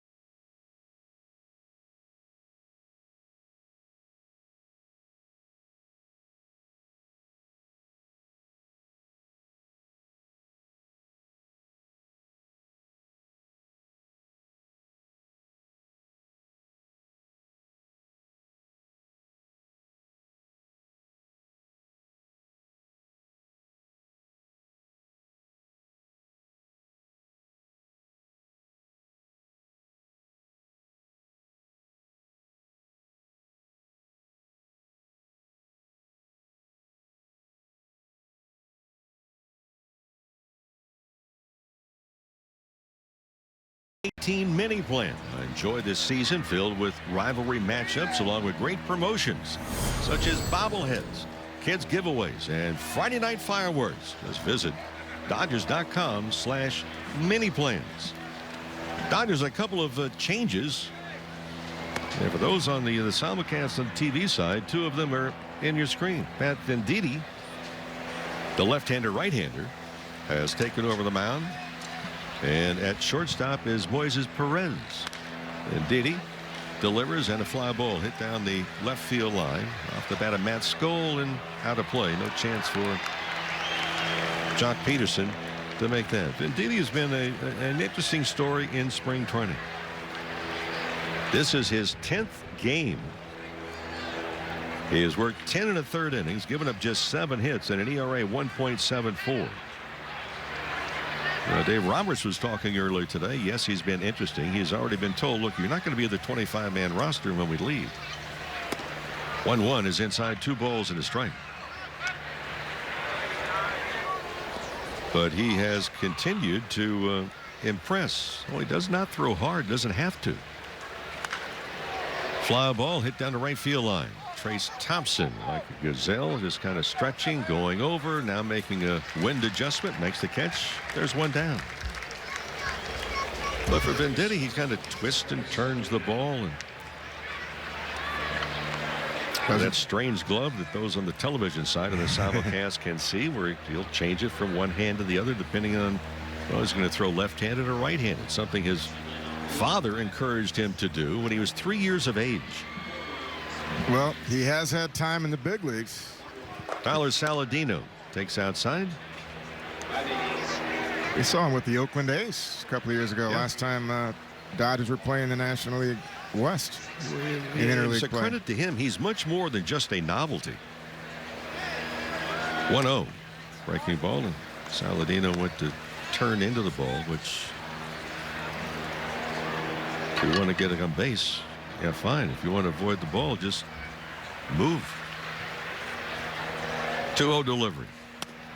And sidearm breaking ball is in there, 2-1. Good job by Barnes on that low pitch.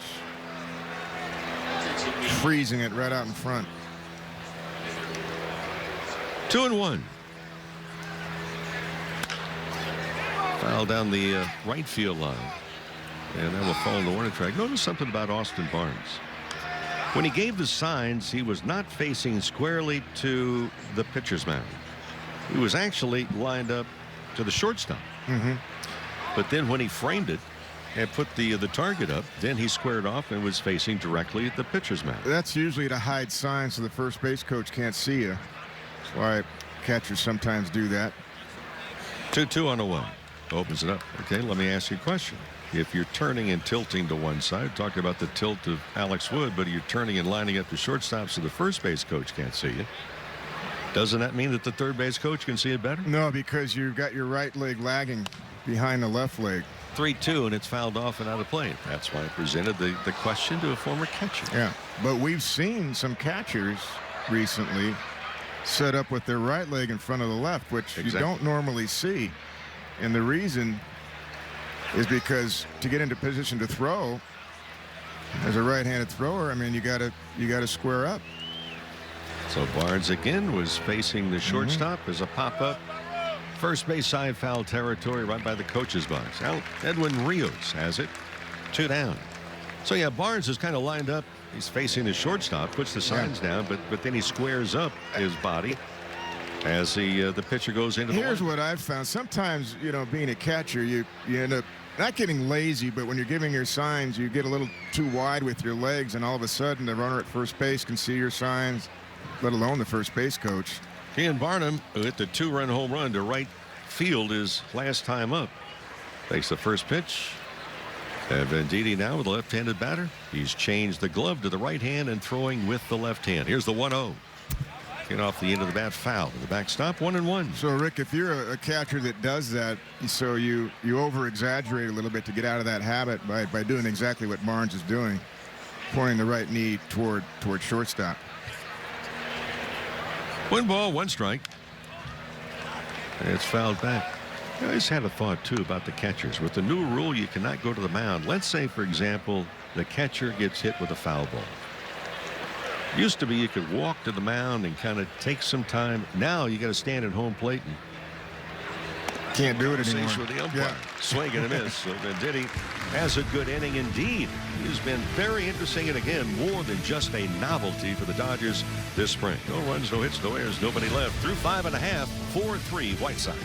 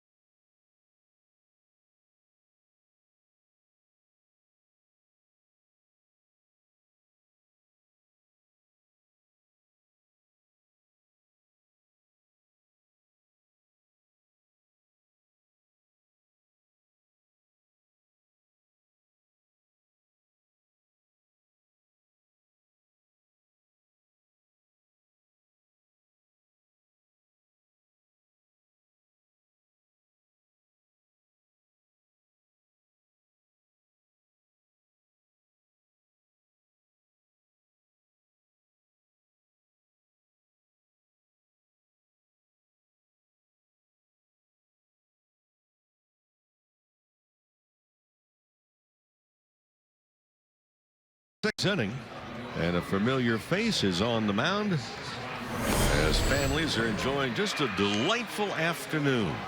Little breeze, less than 10 miles an hour, moving from right to left, 80 degrees at game time. Luis Avilan takes over. For Avilan, last year with the Dodgers, 61 games with an ERA of under 3. It was at 2.93. So the likable left-hander to face Jock Peterson, Andrew Toles, and then Kyle Farmer here in the sixth inning. 4-3 White Sox. What a great spring for Avilan. 8 strikeouts, no walks, no ERA. He's really one of the nice people. Yes, he is. Luis Avilan works from the stretch position. Breaking ball to Peterson, who has walked and struck out today. The pitch is in there, 0-1. So Jock now 8 for 48 as a hitter. He began with a 170 average. So what happens with the outfield mix? The shift is on, and the ground ball hit to the right side of second base. The shortstop is there and makes the play. That's a pitch, Rick. He's got to go to left center. And today, the last 2 at bats, he's been pulling off the ball again. Rotational. Yep. As we're talking about, and it's upper body instead of the entire body. Well, here's Andrew Toles. Toles has fouled out. It was a good play by Jacob May in the third inning, but he had about as vicious of a line drive up the middle. It almost took out the second base umpire in the very first inning. Umpire had to dive on the ground to get out of the way. And then it would be down to the old 2-man crew, which used to be rookie ball and A ball in the minor leagues. 91 umpires working spring training games.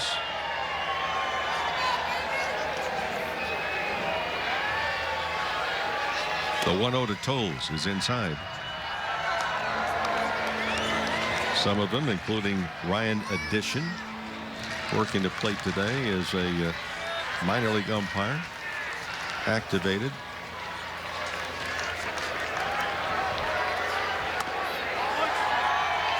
Pitch is inside, 3-1. I mean, remember there's split squad games in spring training. You've got them here in Arizona. You've got them in Florida as well. You got day games. You got a few night games. So some extra umpires are going to be used. 3-0 pitch. Toles was backing out the entire way as if he was trying to call time, but he takes a strike. 3-1. Yeah, and the pitch before, he was shaking his head. I think he thought he was going to be called a strike. But on 3-1 pitch, backing out, I don't know. Avilan delivers, and that pitch is fouled back. The count full now, 3-2. 1 out, bottom of the sixth inning, 4-3 White Sox. There's been Santiago, Jones, and now Avilan for the White Sox. Alex Wood and Pat Venditti on the mound has seen action for the Dodgers. So again, Toles came on today, a 280 plus average this spring. Wide stance. Here's the payout pitch. The 3-2 is hit to first base. Fielded nicely. 2 down. Curveball, no challenge right there with a fastball by Avilan. And Toles rolls over it to the right side. Speaking of umpires, what was not really talked about much, there were 2 umpires from last year that have been seeking different employment. Really? As in? Their contracts were there. Let go? Released? Kyle Farmer stepping in is 0 for 2, robbed of a base hit in the very first inning by then the third baseman Tyler Saladino. Juan Perez, who entered the ball game at second base and started there, has now moved over to third. Farmer, right-handed batter. He's really been a good contact hitter throughout his minor league career. Certainly was when he came up with the Dodgers. First game he came up, that game-winning double, and had his uniform jersey ripped from him. Welcome aboard.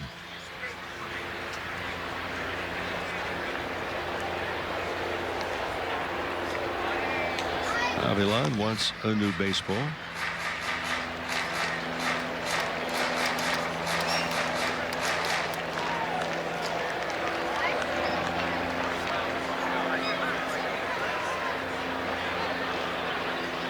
2 balls, no strikes. Farmer waits. Outfield is straight away. Pitch is in there. 2 balls and a strike. 2-0 fastball, but it hit the outside corner. Farmer wanted to, I'm sure, looking for a pitch he could drive. That wasn't it. Well, they have a chance here. On the 2-1, it's inside 3-1. Well, here's a counter. Hitter's count as well. Are you looking dead red? Well, you got to. But Avalon a lot of times will throw a changeup to right. He's got a great changeup. 3-1 pitch. And taking it all the way, it's high, ball 4. That was a fastball. Catcher set up inside, and he missed up and away.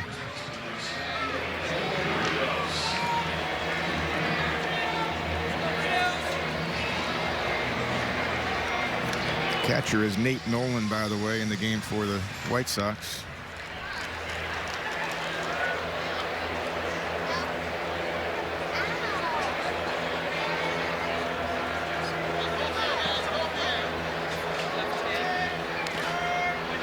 Edwin Rios is the hitter. I was looking at something with umpires, and I was about to say that no one had been ejected from a spring training game. No kidding. Until today. 2 days ago. 2 days ago? And boy, it was a host. There was a little, wasn't there a little mini brawl or something? Yeah. Or maybe a major brawl, maybe. It was the Phillies and Tigers. There you go. Tom That's right. Hallion was the home plate umpire. He's got the unique strikeout call where Rob Thompson, the bench coach for the Phillies, was thrown. Pedro Bito, pitcher, was thrown out. Gabe Kapler, the manager, was thrown out. Parker Frazier, a pitcher, and Matt Boyd, a pitcher, were thrown out. Boyd with the Tigers. Spring training. So Gabe Can we just get Kapler, along? Gabe got his first toss already, huh?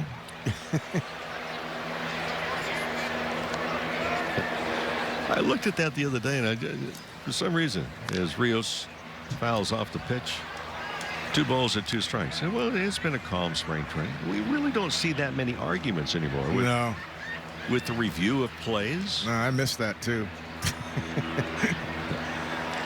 Conversation. Were you ejected many times as a manager? No, not many. Only once. Rocky Rowe got me. A lot in the minors, though. A lot. 8 times 1 year. 2-2. Double-A. Well, speaking of that, 8 times.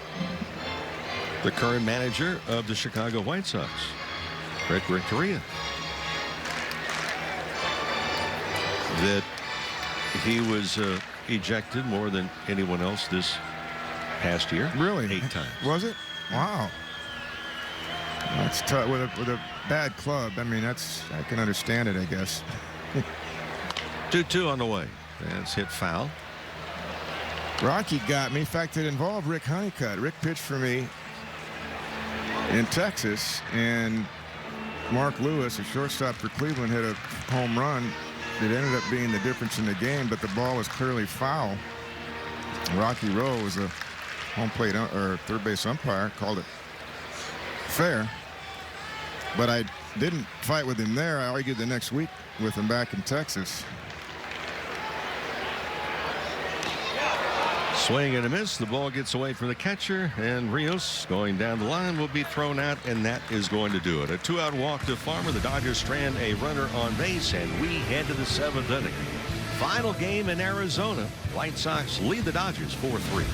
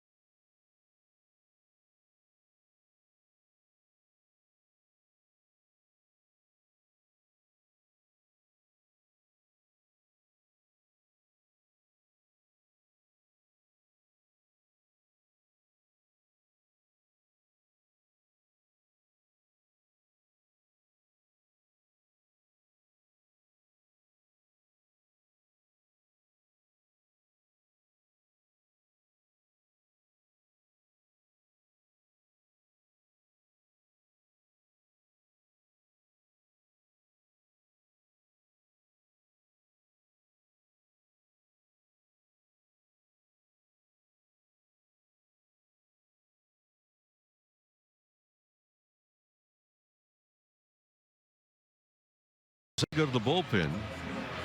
Jimmy Garcia, who Dave Roberts spent a lot of time talking about earlier this morning, takes over the mound, the hard-throwing right-hander. And for Garcia, his 6th game, he's worked 4 2/3 innings, given up 5 hits. But for Garcia, he is healthy.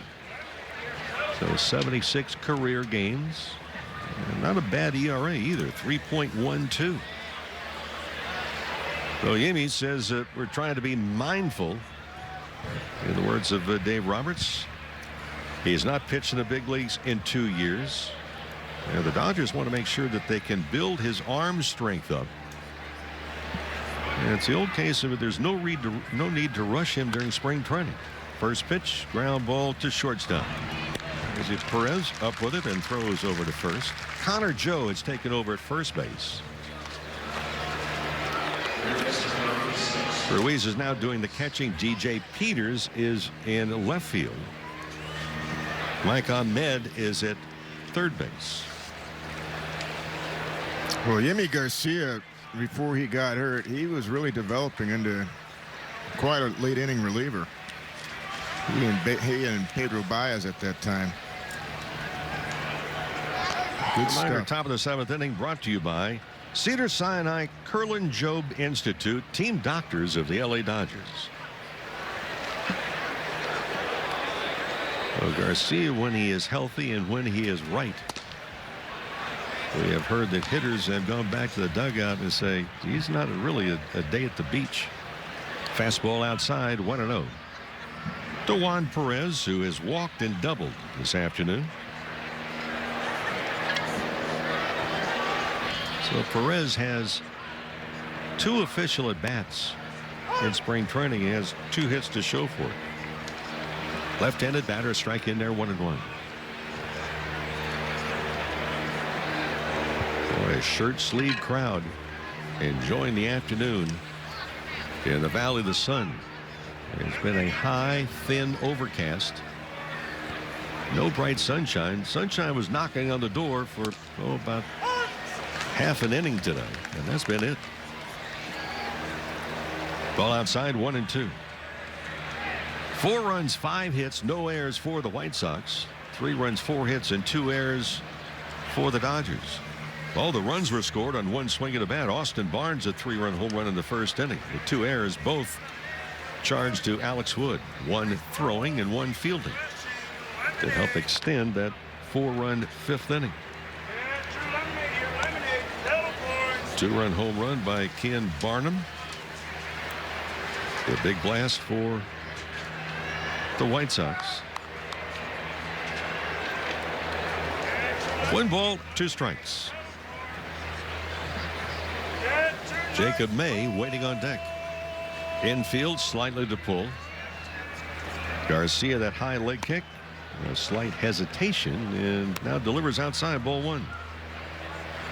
We're seeing more and more of the Dodger pitchers do that. Yes, we are. Yep. Kenley Jansen was doing it. We're actually seeing Kershaw do it not often. And Yimi Garcia just came up with the front leg and paused at the top. 2-2. No pause and no strike. It's outside. Count full, 3-2. Yimi's driving, not driving toward home plate right now. He's falling off to the first base side and not getting over that front leg and bending the back, finishing his pitch. See if he makes an adjustment right here. The catchers this year with the trip to the mound did not have the option of constantly going out and reminding pitchers. That's a great point. 3-2 pitch. One of the things that is fouled off is down the left field line. It maybe went somewhat unnoticed. Before we get that, let's pause here 10 seconds on the radio side for station identification on the Dodgers radio network.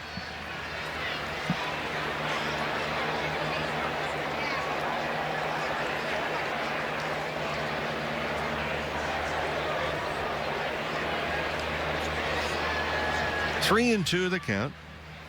Perez waits, and Garcia, the third Dodger pitcher, delivers, and this ball is whacked to center field, and going back Tolles, leaps up, and it is gone. Juan Perez has 3 official at bats this spring. He has a single, a double, a home run, And it is now 5-3 White Sox. It was a 3-2 slider. Ruiz wanted the ball down, and it just spun like a cement mixer. There's the cement mixer. Twice this spring, had to get it in. Did not have any break, no depth. Got on the side of the ball, and like I said earlier, did not finish the pitch. Jacob May swings and misses. Better breaking ball there, 0-1. And that's what happens when you don't get over the front leg, really bend your back and get down and through it. And you're absolutely right, Rick. Catcher can see that. A good veteran catcher can see that and go out, and you don't need the pitching coach. You can go out there and just tell him that, and he can make an adjustment mid-sequence. Ball outside, 1-0 to Jacob May. Joel Booker, who came on a pinch run for Lurie Garcia in the 5th inning, remained in the ball game, waiting on deck. And now you got to really pick your spots when you go to the mound with this limit of 6 appearances per 9 innings. 1-1 delivery. Ground ball to the right side. Back into the first by Connor Joe. Makes the play to Lurie Garcia. And that's the second out of the inning. Although there has not been a penalty for going more than 6 times in 9 innings. And it's got to be more than just an umpire saying, hey, you can't go to the mound. It's a work in progress. There are a lot of catchers that, I mean, Jorge Posada was one of the worst. I remember when he was playing. He was out there. I'll bet he averaged 15, 20 appearances to the mound per game. I mean, it was unbelievable. Here's Booker, his first at bat. Fouls off the first pitch. Going back to what Dave Roberts was saying, and it's kind of tied in with a number of trips that you can make to the mound. Dave Roberts said, and it maybe went unnoticed. He said it's going to be even more imperative that pitchers know the signs. That's because so what true. the Dodgers plan on doing, I'm sure that most clubs will do it. All the clubs will do it. They're going to have some individual signs that could translate into a message being delivered from the dugout to the pitcher. Ball is outside, 1-1. So not only the signs of the pitches, but at least some signs of other areas. One of the things that's easily translated as the ball's inside 2-1 is raise your arm and say, make sure you get up on top of the ball. Right. That's kind of done anyway. Right. A lot. A lot of the times, because of so many bullpen changes, the catcher will go out, shortstop, second baseman will come in. They'll go over the signs. A strike, 2-2. Plus, there'll be a book on that particular hitter. Are we going to shift on him or not, etc. And that's part of the reason there's so many appearances. It's because of the bullpen moves today. And there are a lot of those. 2-2 offering. Right back. Garcia over to Connor Joe. And that is going to do it. A home run with 1 out. Juan Perez. And the White Sox put another run on the board. 5-3 Chicago as we go to the 7th inning stretch here at Camelback Ranch, Glendale. Is your truck smart enough for California?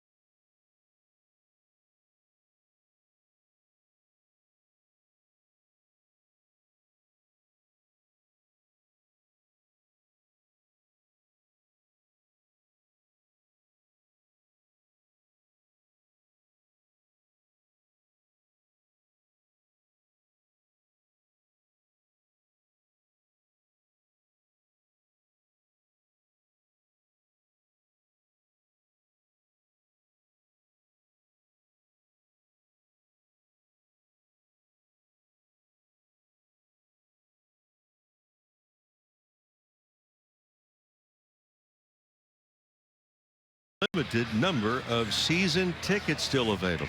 So secure your seats to enjoy all of the action as the Dodgers look to once again dominate the National League Western Division. So we encourage you to go online, Dodgers.com/season tickets.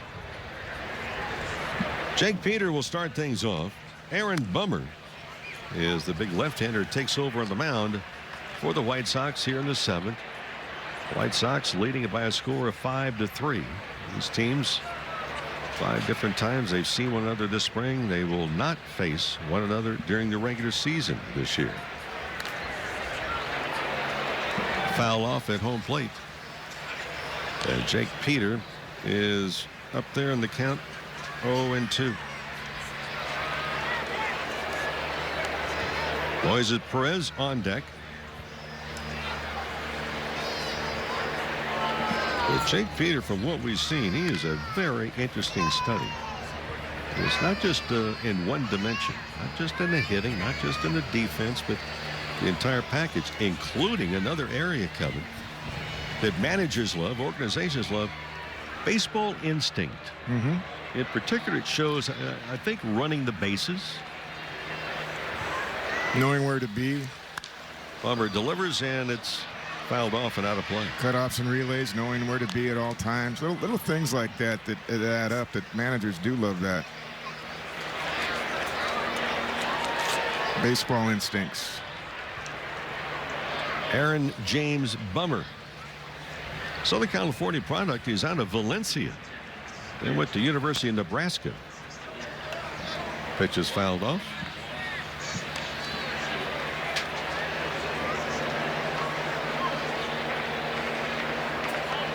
You know, guys today, Rick, players today are being told what to do so much. In college, it starts really in high school and college, where the coaches are calling all the pitches. Catchers don't get a chance to learn how to call a game.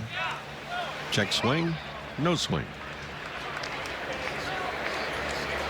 You know, as a kid, when we all played pickup games as a kid, we knew who the power hitters were. We knew who the pull hitters were. We'd back up when a power hitter came up, you know, things like that. But now, guys look at charts, and that's fine. It's all information. It's great. 1-2 is outside at 2 balls and 2 strikes. But if you've got great instincts as well, that's a big plus. Like Socha, for example, with Aldred and Simmons, he lets him do what he wants. 2-2, and that's fouled off, and the count will hold. And the reason I say that, we were talking to the Angels yesterday or the other day, and it just got to the point where they don't shift with him because he has such good knowledge of the hitters and where the pitch is and instincts that he sets up according to what he thinks. 2-2 pitch, fouled off and out of play. There's a story really with every player when they finally get that phone call or a handshake one-on-one. Hey, by the way, you're going to the big leagues. Yeah. For Aaron Bummer, it was last year in AAA. Fly ball, that's hit well to center field. Jake Peter put a charge into it, and the ball is run down. Joel Booker in center field tracked it down just left of the 410. Well, Bummer thought it was gone. I watched him drop his head as soon as that ball was hit. But that's deep out there. Big ballpark in center, 410. So Bummer was in AAA Charlotte last year. Right after a game, the players going in and getting their post-game meal, and one of the coaches came in and grabbed him and pulled him out of the food line. Now that's a big deal to begin with. I mean, you pulled out of the food line. Moises Perez takes a strike 0-1. A post-game spread, and took him right into the manager's office. Uh-oh. And Bummer was thinking, what did I do? There's no in between. Well, It's either you're really good or really bad. Good, because they told him, pack your bags, you're out of here. And he says, uh-oh, I'm out of here. He goes, yeah, you're going to the big leagues. We saw 30 games action in the big league club. Perez swings and misses. It's 2 up and 2 down here in the 7th. Billy Hasselman goes through that as a AAA manager. You know, when you get that chance to say, hey, Dave Roberts is calling you. you're going to the big leagues. You're going to L.A. That's the best feeling in the world for a minor league manager, to tell a kid for the first time you're going to the big leagues. Here's Ruiz. Second at bat, he grounded out to the pitcher. His first at bat, pulled off a pitch out away from him. 0-1. So Clayton Kershaw opening game at Dodger Stadium on Thursday, the season opener. What had been billboarded for those that maybe did not see it. Line drive, base hit to center field. And Ruiz is aboard with a 2-out single.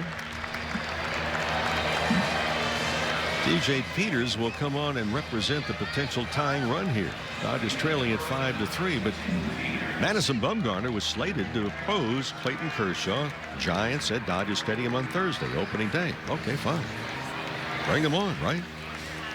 Oh, line drive hit the pitching hand, the little finger of Madison Bumgarner yesterday, and a broken bone. And we believe today he underwent the surgery to place a pin in the finger.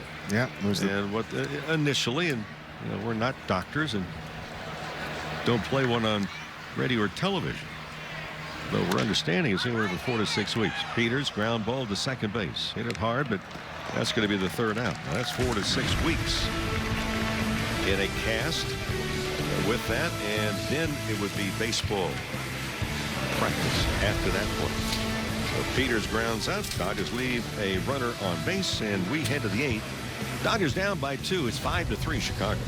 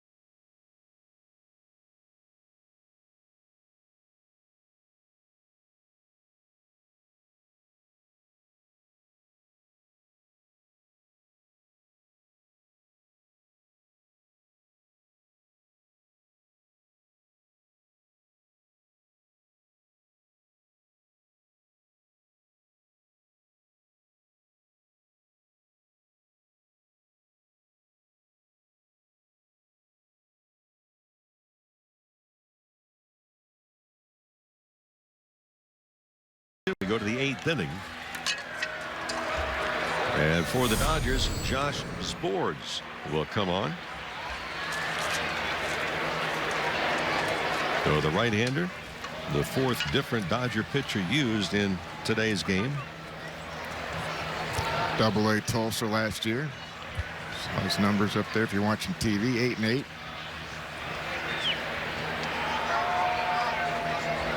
And if you're not watching TV, don't look up, especially if you're driving, to try and see 8-8. Luis Gonzalez takes the first pitch outside, ball 1. Yeah, don't be taking your eyes off the road. 8-8 with a 3 ERA in the mid-3s. S-B-O-R-Z, Sborz. Good arm right over the top. Fastball, 4-seam fastball. You don't have to tell him to get up on top. Nope.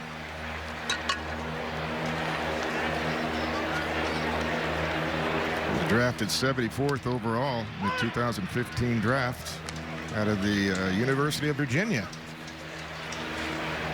This basketball team went down in the for those watching the NCAA playoffs, got upset. They were slated to win the whole thing. Yeah. Yeah. Dwayne's acknowledging. Thank you. 1-2 pitch, ground ball to first base.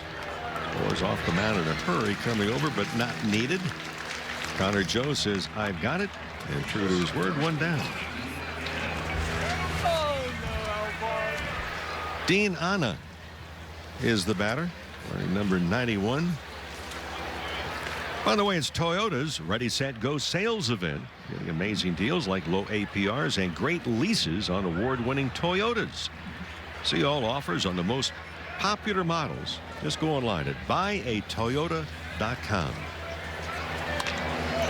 On a first ball swinging. He's packing up and headed somewhere. 2 down. You got the memo. Well, there's going to be maybe a few people headed west.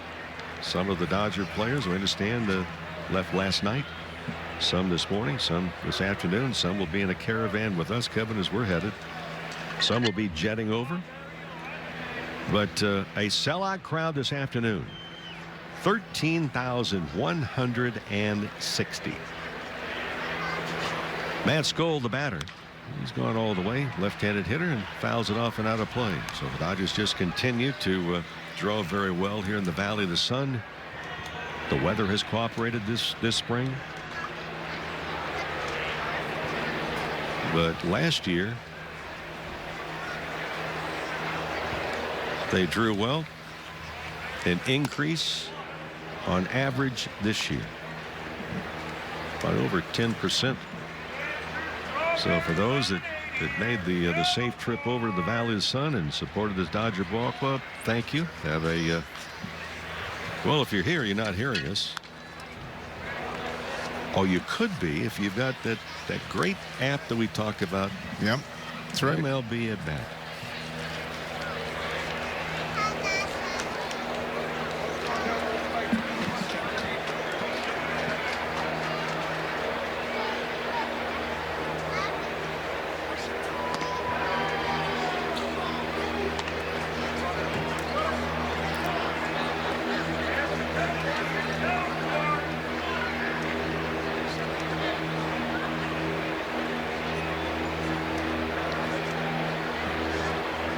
Two balls, 2 strikes, 2 outs, nobody on. 5-3 White Sox. Swing and a miss, and that is going to do it. Josh Sports goes 1-2-3. No runs, no hits, no errors, and nobody left. Bottom of the 8th we go. Dodgers trail 5-3. It's the Volkswagen.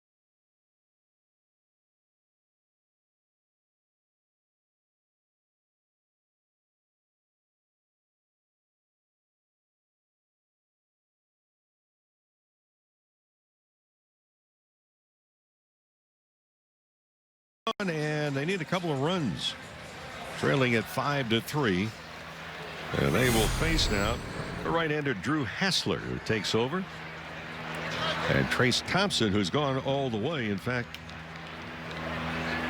Thompson's gone all the way. Andrew Tolles has gone all the way in the outfield. Peterson was in the mix as well, but he has given way to DJ Peters in left field. Thompson takes a strike 0-1. Trace this afternoon is 0 for 3. He's fouled out to first, popped out to short, and flied out to center. But again, Thompson, pretty good spring. And where will he wind up? Slam fouled on the left field line, and Trace will also get a fresh piece of lumber. He's getting every opportunity, that's for sure. For the Dodgers, they know they have a tough decision to make because he's out of options. Mike Ahmed on deck for his first at bat.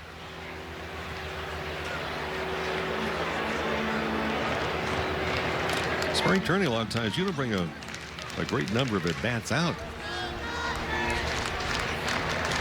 You've seen some guys over the years, if they break 2 in a game, they're having to borrow some lumber. Yeah, if you can. you're right about that.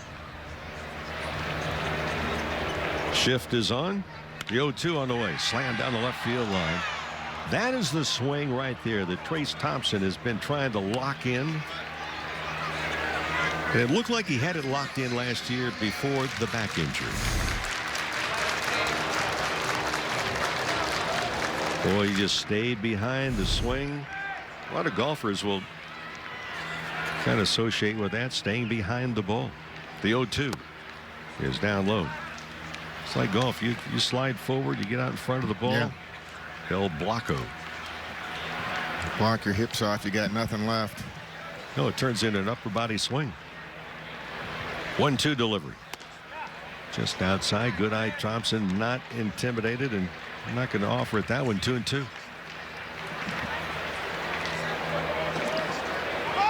So the defending National League champions on Thursday, the home opener against the Giants. Little ground ball. Second baseman playing the third base side, waits too long, did not field it cleanly, and Thompson beats it out. Oh, he can run. That's the other tool. I mean, he's a tool player. There's no question about it. He's got power. He's got a good arm. He's got defensive ability to play all 3 outfield positions. The question has been, how consistently can he make contact? Right. There's never been a question about the way he runs, fields, or throws. And Thompson's going to give away to a pinch runner. Brian Morales, if you could hear it in the background.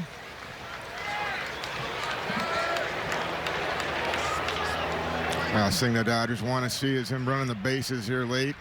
Guys are tired, pull a hamstring. Mike Ahmed, little blooper to left field, and he'll wind up with a base hit. So the Dodgers have the tying runs aboard here in the 8th inning with nobody out. Down to second goes Morales. Ahmed in his first at bat, a bloop single, but a base hit nonetheless. And Andrew Tolles is the batter. I think back a number of years ago, and boy, this is really turning the calendar back. Final game of a spring training at Dodgertown. I know where you're Vero going. Beach. You're going with the great hitter, aren't you? Pedro Guerrero was the runner at first base. There was a base hit to the outfield, and Guerrero coming over to third base. Joey Malfitano was the coach. And Joey was motioning for Guerrero to slide. Pedro was indecisive. Was he going to stand up and go into the bag, or was he going to slide? Well, it was a half-hearted slide, the knee injury, and surgery. And if my memory serves correct, it was towards the end of the ball game.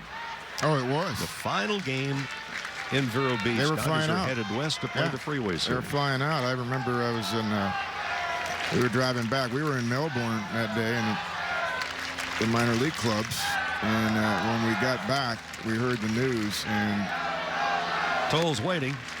And the 2-0 is in there, 2-1. I asked Greg Brock before, after they took off already, but when he landed in L.A., I said, called Greg. I said, how was that flight? He goes, nobody said a word.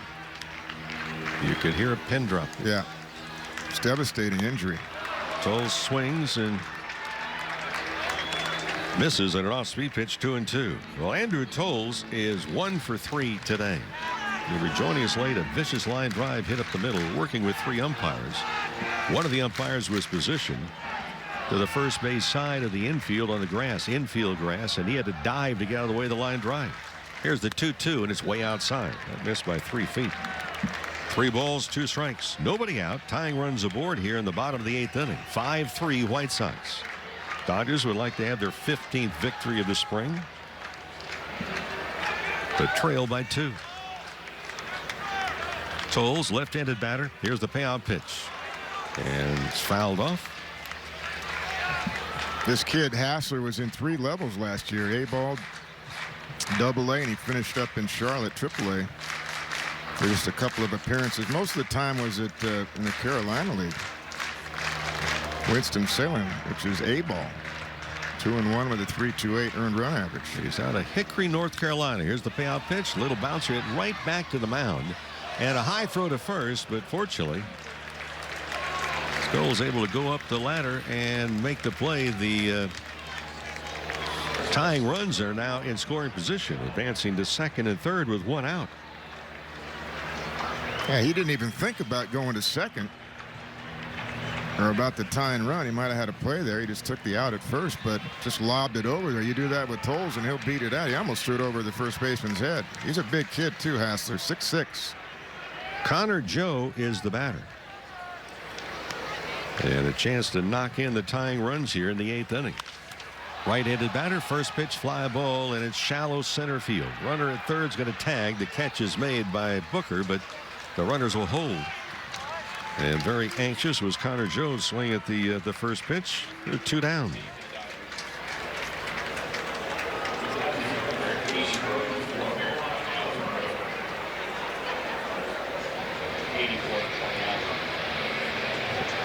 Romer Cuadrado is going to hit, come on as a pinch hitter, right-handed hitter.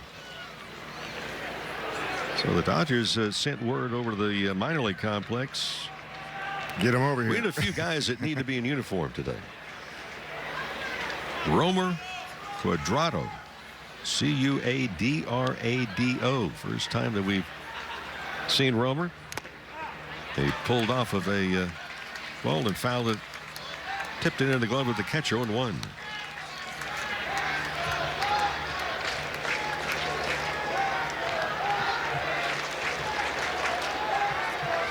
As you are looking on your phone. Yeah, if the Wi-Fi worked, it'd be nice. Pitch in the dirt, nice block. Keeps the ball in front of him. The run cannot score. Second and third, 2 outs. Bottom of the 8th inning, 5-3 White Sox. Yeah, that's Nate Nolan behind the plate. Did a nice job. Saving a run right there. Are you saying that the internet is slow? It's having troubles. It would be helpful for guys that you haven't seen anywhere before. Pitch is down low. So you're saying the internet has already broken camp? It left. I think it left before I got down here.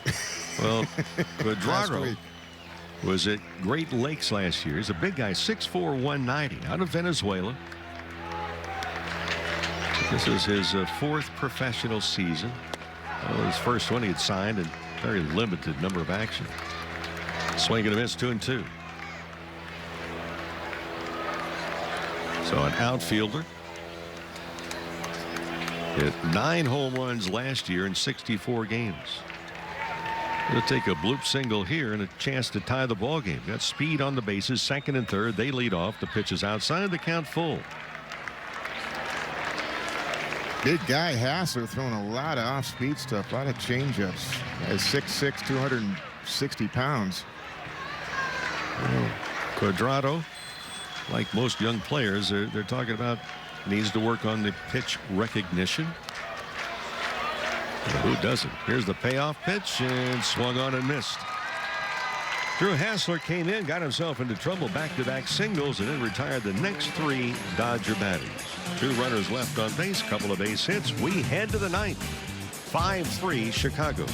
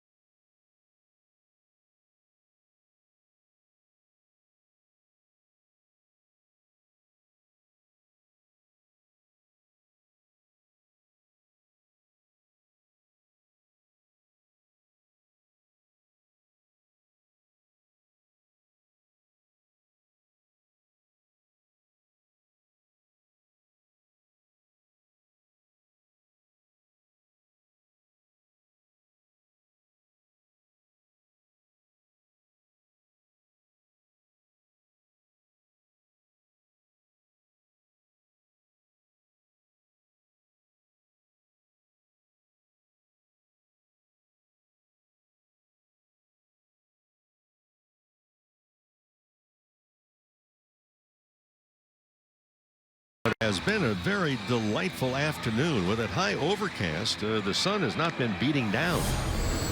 Delightfully warm, 80 degrees, and just a little hint of a breeze, but again a sellout crowd, over 13,000. So they set records last year in spring training, and over a 10% increase in number of fans here this afternoon. It has been a very good spring for the players, the Dodgers organization, for Old Glory that is being shown on the television monitor, the simulcast, and the fans as well. Luis Isla, YSLA, comes in for the Dodgers, and the first batter is Johan Cruz, and he slams the ball into left field corner for a leadoff double here in the 9th inning. A couple other changes defensively for this Dodger ball club. Romer Cuadrado is the man that fielded that ball in the left field corner. Brian Morales is now in center. DJ Peters moved from left field to right field. And Isla is on the mound.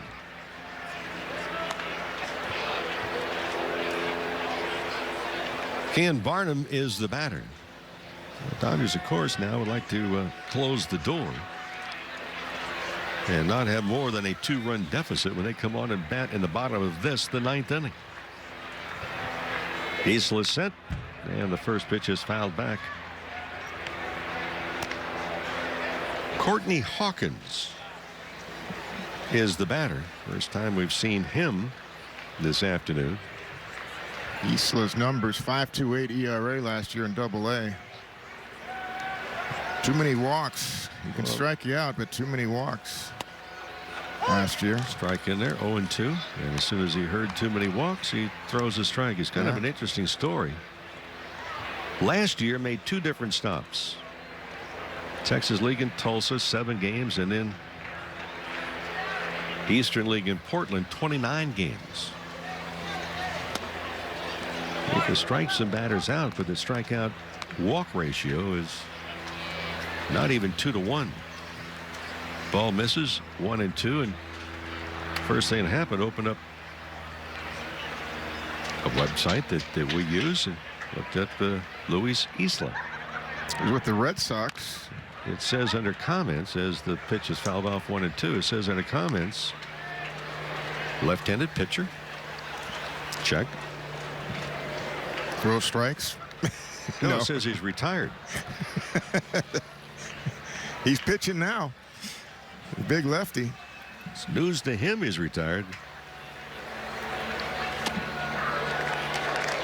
Good off speed right there. And he strikes out the first man that make that the second man that he faces.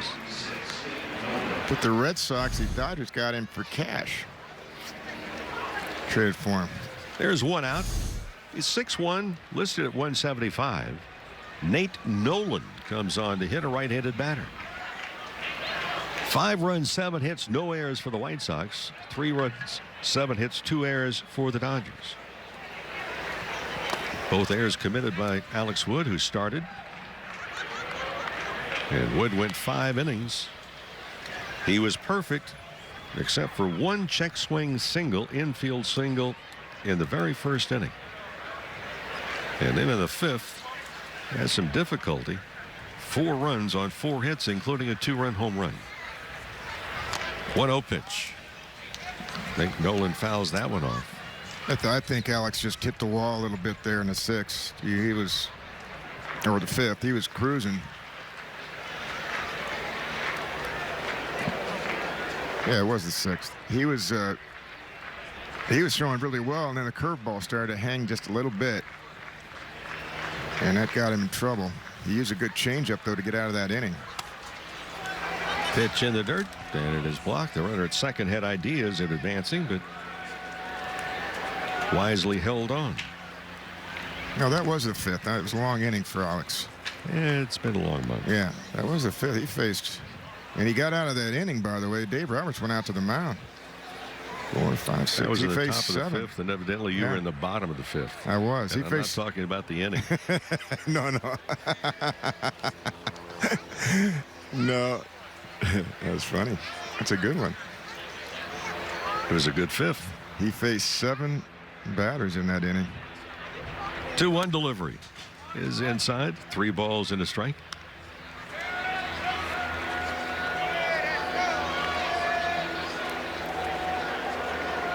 Well, as we learn more about some of these young players, many of whom we had heard about last year, and a chance really to see them in quite a few different scenarios this spring.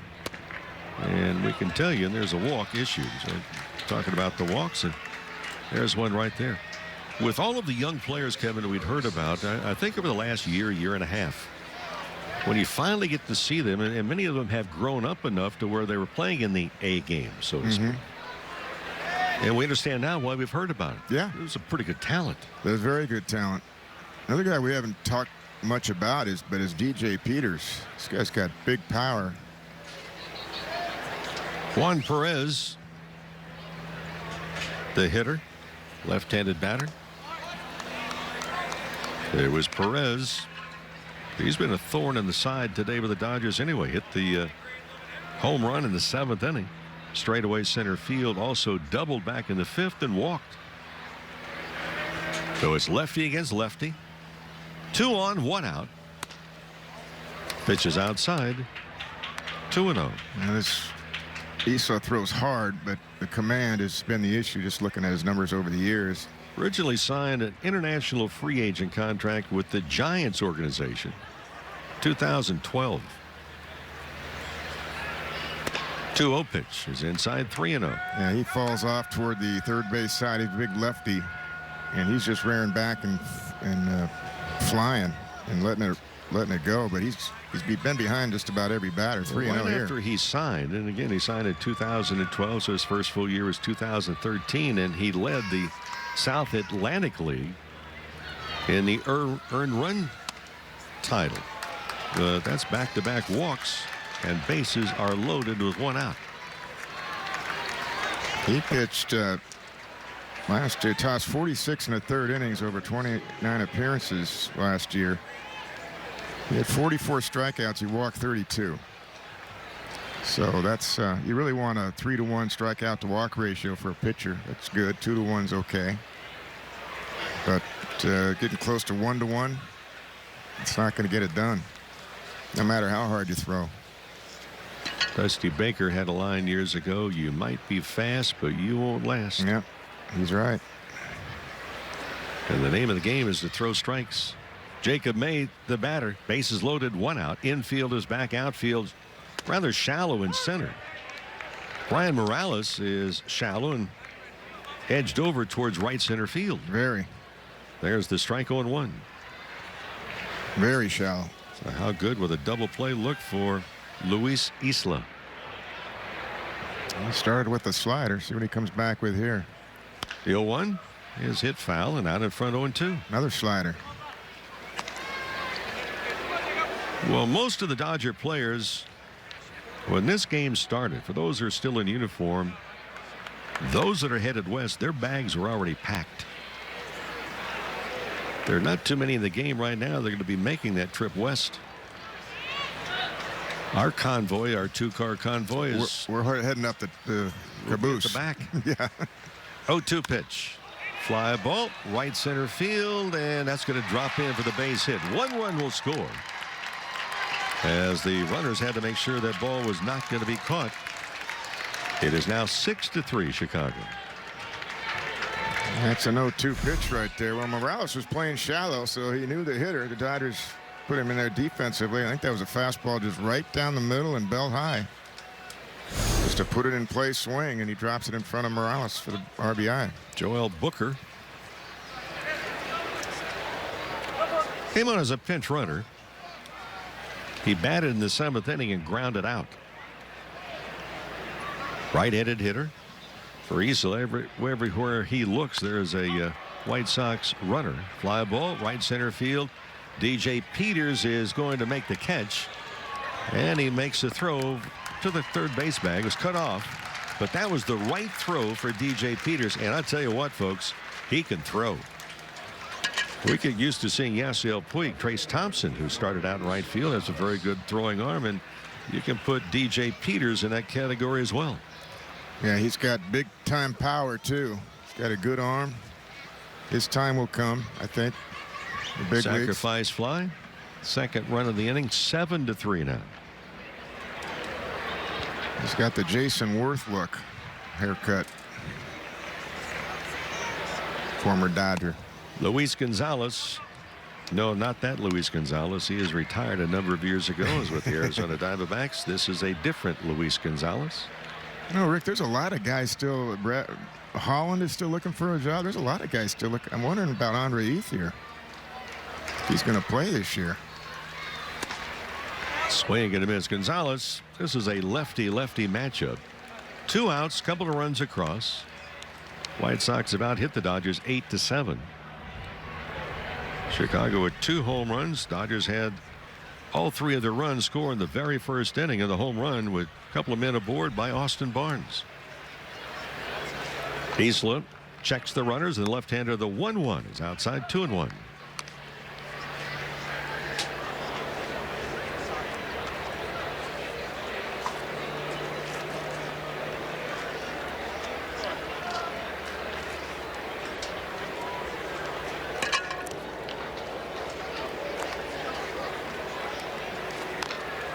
Foul off at home plate. So I went on again this one website. I'm looking at 1, 2, 3, 4, 5 different Luis Gonzalez's. There were a lot of Louis Lopez's too, right? We had one in the Dodger organization that played for me all the way up through AAA that finally got to the big leagues. 2-2 pitch. Got him. Couple of runs across. Couple of walks. Couple of base hits and a sacrifice fly. Dodgers know what they have to do. They need 4 to tie. We head to the bottom of the 9th inning. 7-3 White Sox.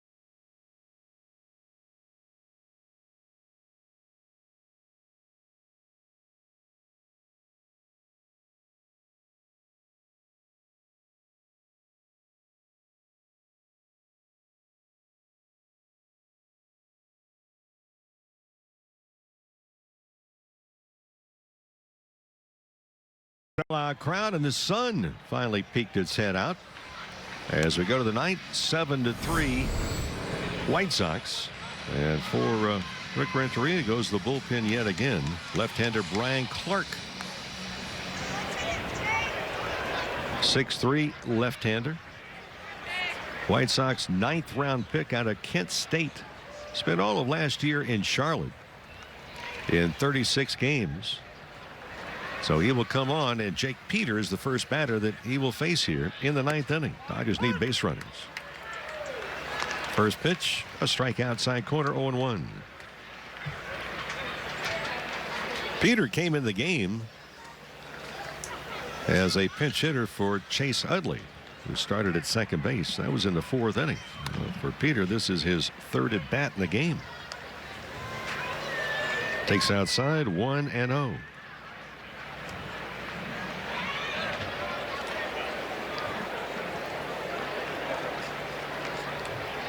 Left-handed batter, infield and outfield is straight away. The pitch on the way, and it's outside.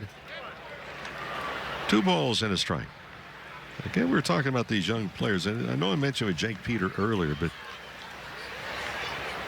he's one of about 5 or 6 of the young players that we keep looking at and say, wow, he's got some ability. There's something about it as the ball's inside 3-1. There's something about watching a player, and you can see that it's not particularly the swing. It's not maybe the throw. But there's just something about them. The poise that they have, the setup that they have. And Jake Peter falls in that category.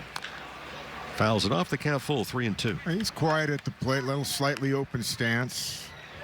Tracks the ball pretty well. He's had a pretty solid spring. And he's had a chance to show his wares. You bet. He's had a lot of at-bats. Chance to kind of get into the flow. Swing and a miss. It's still a work in progress. 3-2 cut ball right there, like a cutter that ran away from him. Too close to take as he tracked the ball. It looked like it was going to be a strike, and then it ran off the outside corner. Moises Perez, his second at bat, struck out his first time since taking over for Kike Hernandez.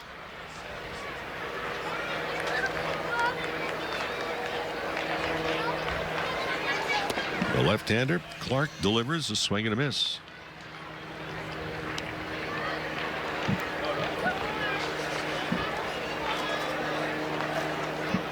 All in all, I think you would rate this as a exceptionally good spring training to this point.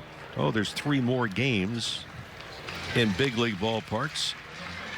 Tomorrow night in Anaheim. Then Monday and Tuesday at Dodger Stadium. Your first look at the Dodgers at home. Wednesday, there is no formal workout schedule. There may be a couple of guys that come by and do some work. There may be some people come in and get some medical treatment, but no official workout for Wednesday. Fly ball to left field, and the Dodgers are down to their final out in this one. It's been a really good spring, except for the injury to Justin Turner. That's really, I mean, it's been a lot of guys have gotten opportunities to get looked at. A lot of guys have been impressive. A lot of young guys that are going to be in the minor leagues, both AA and AAA. Well, they had another setback earlier, and that was Tom Kohler, who was acquired and going to really be at the back end of that bullpen. The Dodgers had really high hopes, but his shoulder started to act up. There's really no timetable set.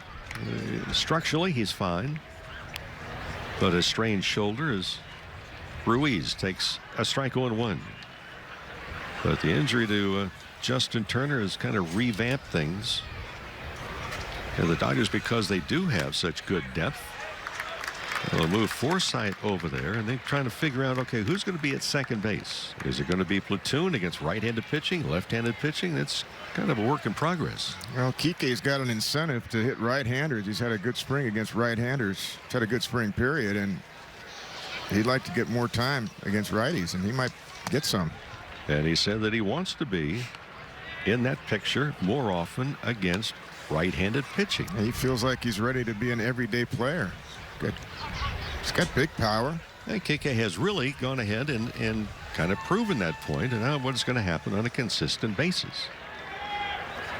1 ball, 2 strikes. Liner foul down the left field line. I think, you know, with every right-hander, I don't think Utley will be out there every time a right-hander's out there. I think Kike is going to get some time. That's why we saw him start against a righty the other night, a few times actually. So what's the outfield position? How many outfielders are going to be kept? Is it going to be 8 relievers? Is it going to be 7 relievers in the bullpen? The 1-2 pitch is hit foul again. DJ Peters is on deck. Well, David said there's going to be 8 in the pen the other day, but I think it's going to come down to what are you going to do with Trace Thompson, Andrew Tolles, and Jock Peterson. Spoke briefly with Andrew Friedman yesterday. He says, yep, we got the injury. He said, but, you know, competition in camp is not a bad thing. It's a motivation. Swinging a foul back, 1 ball and 2 strikes. Dodgers pretty well solidified exactly what's going to happen, but decisions of Who's going to be comprising the bullpen? What's the rotation, if there is anything, at second base? How many outfielders and which outfielders? Well, look what competition did for Kemp. 1-2, waved at and missed, and that's going to draw the curtain down. Sellout crowd here, 13,116 on hand. And the Dodgers will go away with a 14-13 record with 3 ties in their Arizona portion of spring training. Still 3 more for Dave Roberts and company in Anaheim tomorrow, and then at Dodger Stadium on Monday and Tuesday. So the White Sox come back and they win this game by a score of 7-3, and that is pretty much going to do it for us on the television side. And from Camelback Ranch, we send along our goodbyes. We will see you on the West Coast, and for our Sportsnet LA viewers, you can join us tomorrow from Anaheim. It's the Dodgers and the Angels in Game 1 of the free game series. Until that time, first pitch, remember, is 6:07 on the TV side. So long, everybody.